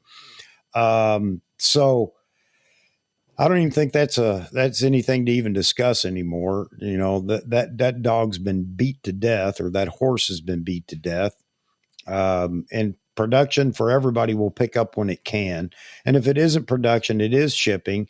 California could help us out, but they're not, because they're still fighting COVID for some reason. Nobody else is. But anyway, I almost got off track there. That's California. Yeah, exactly. So, and here's my thought on that real quick. I'd rather know about it, not be able to get it, than not know about it and wait 3 years to hear about it the first time. I want to know about it now. I even want you to produce now if you can't fill all the orders. Yeah, there are going to be a lot of people complaining about it, but a lot of people don't understand. And fortunate maybe I am that I have my Z9 in my hands. But even talking about the firmware update, I'm glad they didn't wait until they had the firmware ready to go and it's already in camera. I've had fun with the camera waiting for the firmware update, and now I get to have fun with it with the firmware update. So my point is let's get it out there. Everybody's not going to have one in their hands immediately, but let's get it out there. I'd rather be playing with it, or even a few people be playing with it, before we can get it into the hands of the masses. So that's my feeling anyway. Gives me something to look forward to, even if I can't get it right now, you know? And people looking at the market, not the market, but the brands, it gives them something to actually look at to plan for which brand they want to move to or go into or whatever. So Yeah. my If you thoughts. keep Anyway. everything, you keep everything hush hush, too tight to the vest, then what happens is like what was happening with Nikon is people don't see a vision, forward thinking vision, and they assume you're stuck in a rut and you're doing nothing, and then they all leave you and they go somewhere else. Yeah. So at least if you're sharing information, I'd rather know you're doing something, even if it's a couple of years out, rather people will make their own stories when they don't hear anything from you. Okay. Yes. Oh, Nikon's going away. Nikon's dying off. Nikon isn't going to make it. All that stuff happens when you don't present a vision and you don't talk about what you're working on down the road, you know, and you can make it clear, oh, this isn't going to come out in 2 months, but at least people know you're working on it. Then they may hang around and wait. If they hear nothing but crickets, they're not going to hang on and wait. They're going to go to the guy who, you know, has that other shiny toy out there, and they're going to jump. Yeah. I mean, in my opinion, Nikon's fortunate. There are a lot of us that were willing to wait because it's been a long wait. It really has. But again, getting the word out there or even getting a few of the bodies out when you can goes a long way. Yeah, you have to put up with all the people screaming like me about, you know, I want mine now and whatever. But I'm not going to go anywhere else when I know it's there. I just can't reach it yet. Yeah, and Mike, I know you brought this up quite a few times, and you know I absolutely agree. Now, if you can convince everybody else of your experience with it, then we don't have an issue. But as long as the stereotype is out there, I don't think it's just a stereotype. I think people have some genuine complaints about the AFN or with the Z6, Z6 II, or Z7 II. And if there wasn't, then Nikon wouldn't have struggled so much in the development of the Z9 and the AF and the Z9. So I think it's all going to get fixed from this point forward, but I do not believe that we can go back to the Z6 II and say it was always just as good as everything else, because it really isn't. But I'm happy that you are one of those people experiencing, you know, perfect satisfaction with it. Uh-oh. That's me. I'm walk away for a second. All right. You know, Chuck, I think is it only on YouTube and the internet where you see these people bragging and complaining and saying my camera's better or that? Because I know when I go out to the field sometimes, or particular places in the parks, and there'll be a ton of people out there. I've never heard anybody say, "Oh, I've got this one; it's better than yours." Yeah. You know, and that's like childish almost. When you're, it just doesn't get brought up. True enough. And there are, you know, just like anything with social media, the way it is today, everybody has a voice now to complain.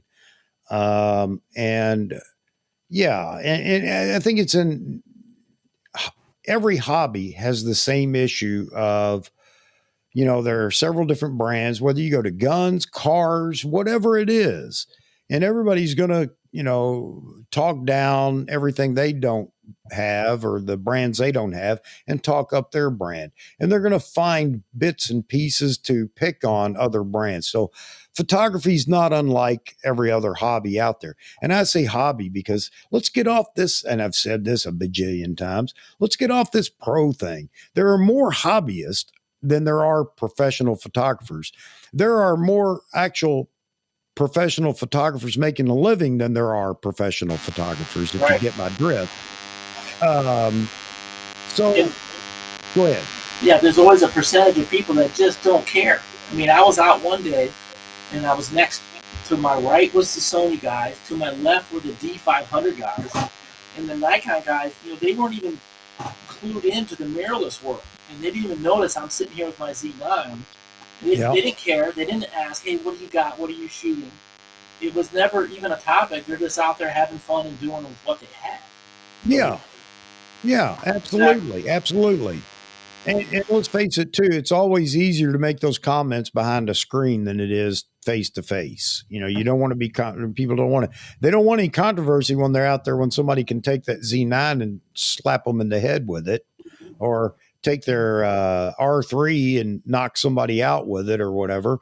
But yeah, it's always going to be that way in a hobby. And I'm glad that Nikon recognized that in that corporate newsletter or corporate way ahead letter, that they have, you know, they rank hobbyists with professionals, because and here you go. Here's a controversial subject you'll get from a lot of professionals, but there are more Z9s and high end equipment, well, in every brand, sold to hobbyists than there ever will be to pros, ever.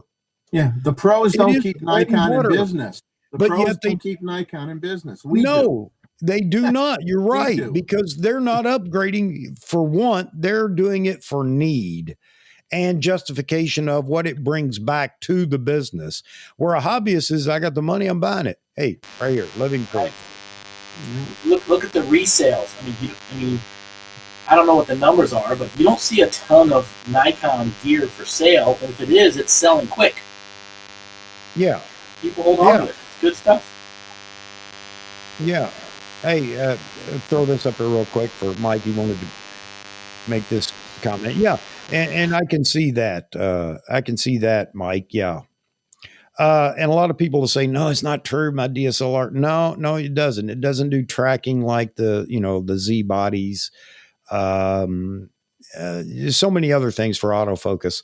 But yeah, if you compare it to the competition, then I think you see where the Z6 and Z7 bodies lack a bit. Okay. Again, great cameras. I'm a Nikon shooter, but I got to call it like it is. And I have Z6, Z6 II, Z9, D850, D500, and sold my D5 recently. So, you know, The pros do lead the way. When you watch a football game, there's nothing but white lenses, right? yep, yep, Yeah, And- but you know what? They could pay their $17,000 for their 800 millimeter f5.6, and I'll be happy paying $6,500 for my 800 millimeter f6.3. yeah. That third stop light, I can't imagine, is so great to make that Yep. lens no good. No. Jeff, you ordered one, right? Yeah, I'm on a list, but like I said, right now the subjects I would use it on are on vacation. So if I got the Yep. call tomorrow, I might stay on the list, but I might allow someone to jump me, because if I had it in my hands tomorrow, I wouldn't have anything to use it on. Yep. My subjects have pun intended. They've flown the coop, literally. Yep. Literally. The place I go to, you'll see a 10, 20, 30 of those 600 F4s, and there's still not enough reach. Yeah. But then the D500s with the 500 with the teleconverters, they're getting out there, but they Yeah. don't have that large frame So, size. you know, and there's a big argument to be made there, or actually, so many people say, well, crop body doesn't mean more reach. And I understand what they're saying. It does and it doesn't. You can go to DX mode on a Z9 and you have the equivalent of a crop body. But if you can only afford one camera and reach is your specific need, and the crop mode camera or APS-C camera, D500 brought the APS-C crop sensor camera to the forefront. So that's what makes it so difficult now for people to get away from. Nikon's got to put out a Z series APS-C camera because I want the extra reach. If you can swing it and you buy a full frame camera and just shoot in DX mode, you're going to get the same thing, especially now with higher megapixel. The equivalent, actually, the Z9 and the D500. There's so much you gain with the Z9. I'm not saying go out and buy a Z9 because you want to move, you want to get rid of your D500, but there's so much to gain with that body. And if you want to shoot and use the center focal area of the glass that you're using, because that's in essence what you're kind of doing, the best part of the glass, and you want that extra reach, then shoot in crop mode on. Get one of these cameras, get a Z7 and shoot in crop mode. But they want speed and everything to go with it. Yep. So will Nikon build one of those? I believe they will, but I don't. And they could surprise us. 2 cameras are already registered. One of them could be that camera. I don't know. I totally agree with Roy. I have seen so many D500s attached to the 200 to 500, and they're everywhere. Yeah, my buddy shoots with a D500 with that lens, the 2 to 5, which I had but sold, and I have the 500 PF now that I use on my Z9. But here's the big difference, okay? To me, if you had, and I owned I owned a D100, a D200, a D300, so I have APS-C experience. And the thing is, okay, I can buy a mid-range zoom and with that crop factor, make it appear like I have a longer zoom than I do, okay? But here's the deal for me. If you're using a crop sensor camera, when it comes to your composition, you better nail it because you don't have any room to crop. Right. So I would rather shoot full frame, pay the extra money, and if I'm shooting let's just say I'm shooting a cardinal, we'll just pick a common bird. I'm shooting a cardinal, and it's not close to me, and I got my 500 on there. If I'm shooting with my full frame camera, I could crop it and still have print a 12 by 18, and I still have a 30 plus megapixel file. I don't have that with an APS-C, and if I'm off with the composition, I'm screwed. I can't crop to correct for any composition errors. And when you're trying to track things that are flying and moving around, you're not always going to nail the composition. You're going to have to compensate for that sometimes by doing some cropping. Yep. So to me, I would pick the full frame any day over the APS-C if I'm doing wildlife photos for that reason. I can correct my, what you want to call it, laziness or not able to nail the composition the first time. I can correct for that and have a larger megapixel image than I can if I was shooting with the APS-C, and I'm going to get a better print. And you know what? I'm not going to try to talk anybody out of APS-C. If they want it, they want it, and that's fine. That again, I'd be, contradicting myself about, do what you want and shoot what you want and everything else. But there is a conversation to be made because most of the time people want to bring it up. Those that want a crop sensor camera, they bring it up, and you got to address the question. But now back to, will Nikon develop a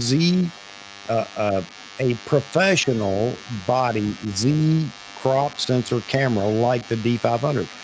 I think they will somewhere down the road. Look how long it took to get the D500. It was from the D300S. That was the last bulk, tank APS-C camera that they made. I mean, am I wrong? I don't know. I can't think of anything else. And I had the D300S. Great camera. It was kind of a starter camera for me, and went to the D700. But yeah, I think they will. And if that's what you want, then by all means, get it. And guess what? Right now, looking at the chat, Paul found one at the camera store used with the grip for $999. $1,000, and you got a fantastic camera. So yeah, absolutely. Yeah. And yes, you get a little more reach, but that's all in learning, or not learning, but if you compose, like you said, Jeff, if you compose and move to where you have it composed so that you fill the frame, that's fine. But you can do the same thing with, and I got news for everybody. If you haven't experienced it, and I know most of you guys have, you think that 100 extra 100 or 200, even 200 millimeters is man, there it is. There isn't. It's amazing. when you really look at how much more a target fills the frame. If you're looking at something at a distance, 200 millimeters isn't enough reach either. I mean, beyond what you're shooting with, I guess is what I'm trying to say. So, yeah, and you brought up the point that Josh was making, and he's saying, Nikon, don't waste your time. Don't go the APS-C route. Well, I won't go that far. I'll say if Nikon, wants to, and I think they will somewhere down the road, because people still want those cameras for whatever reason. Maybe they're mistaken on what they get with crop They want sensors. options. The Yeah. time will Well, change. the lenses are cheap. The lenses are cheaper and smaller Yeah, and lighter. Right. So, So there's- there are advantages to it, and I almost bought a D500 in the day to complement my D850. yep. I mean, I never did. I ended up buying a second D850, but I would have had no qualms doing it. But I understand the pros and cons of both and the restrictions that you have. You know what I'm saying? And Yep. and it all comes down to, like I said, everybody's use case is different.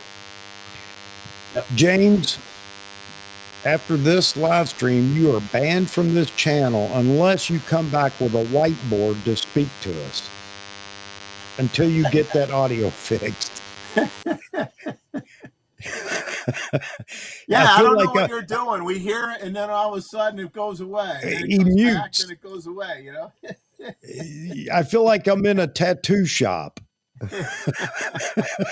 Or he's doing engraving. With the old Yeah. engraving pens. Yeah. Yep. Oh yeah. So yeah, again, not beating up the crop sensor, but there's still options, obviously, in F mount, and just as Paul said, there. Or who has it said? I don't know Oh, what. I think they'll do it. They will come out with a D500 replacement, but I think that's like maybe 2 cameras away. Yep. I'm gonna drop off, guys. I'll pick you up in the chat.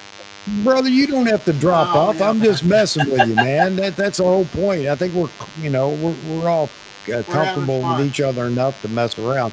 However, yeah, the buzz bomb noise, as Paul Something's said. not synced up because I didn't have the stuff plugged in when I joined the chat. This So when I is- plugged it in, this- something's messed up. For my ham radio days, this is a grounding issue, is what this is. Seriously.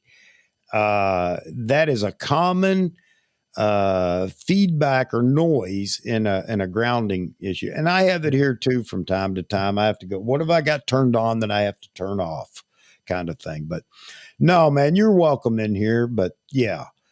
I got poor John Ishii, who I love dearly, coming on the show, but he has his audio issues too. Eventually you find out what it is and get it fixed. It's better than me starting out a live stream and talking for 5 minutes, not realizing my mic it's not on. So people tune in to see, hey, big news. Let me check this out. And they see me sitting here mouthing with no audio. So yeah, did myself a lot of good on that one, didn't I? Well, we're camera guys, not AV guys, but we're forced to do AV. I brought that up with Frame Voyager when he was in here. How important is audio? Because I know how important it is. The worst video with the best audio wins every day over the best video with the worst audio. That make that? Yeah. Yeah, you got it.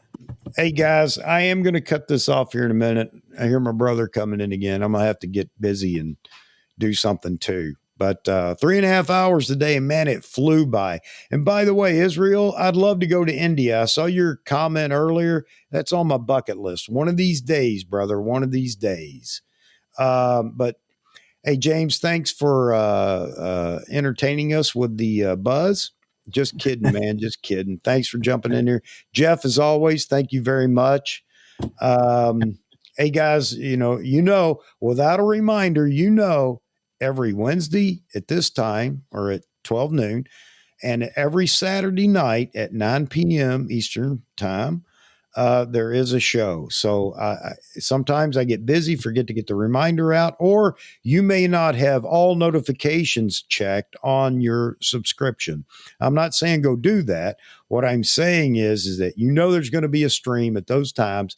So if nothing else, just tune in and we'll be here. Unless I put something out beforehand saying I have to not do the live stream tonight for whatever reason. I don't see that happening anytime soon, but thank you all for being in here. Thank you for all the comments. It's been fantastic. A few people I didn't recognize were in here and made a few comments today. I think that's great. Thank you all that had a good time and are expressing it now in the chat. Saturday night, I don't know what we're going to talk about, but that doesn't ever matter. We find plenty to talk about in here. And if I pick a topic, chances are we'll never get to it. So there you have it. And those that are out on the periphery that just dropped in, watch, if you're in here now and you kind of like this format, and by all means, drop a subscription. So you will get the notifications, and jump in here and join us, and definitely get in the chat. That said, I'm going to back away for a minute, let James and Jeff say their goodbyes, and then we're going to get out of here. So go ahead, guys. There's some more audio for you. That's good. See you next time. I think it was James giving me a buzz cut. I think that's what the sound was. A virtual buzz cut. But thank you, everybody, for putting up with me, as always. No, man, it's been great with you in here, Jeff. And James, excited that you jumped in too. And we'll get you in here more often, but you have to leave the buzz at work, okay? And bring the Florida pictures back. Yep. Bring some great Florida pictures back. Here soon, we'll have some actual photos from the D800, Lord have mercy, from the 800 millimeter PF lens, since we now have a subscriber or somebody that's in our chat quite often. Mr. Robert Beal has the camera, and hopefully he kind of keeps in touch with us while he's down in Florida shooting it. So there you have it. That's all the news in one day, all the speculation, rumors, and whatever else we could lie about. Again, thanks a lot, guys and folks, and I'll see you Saturday night, 9 p.m.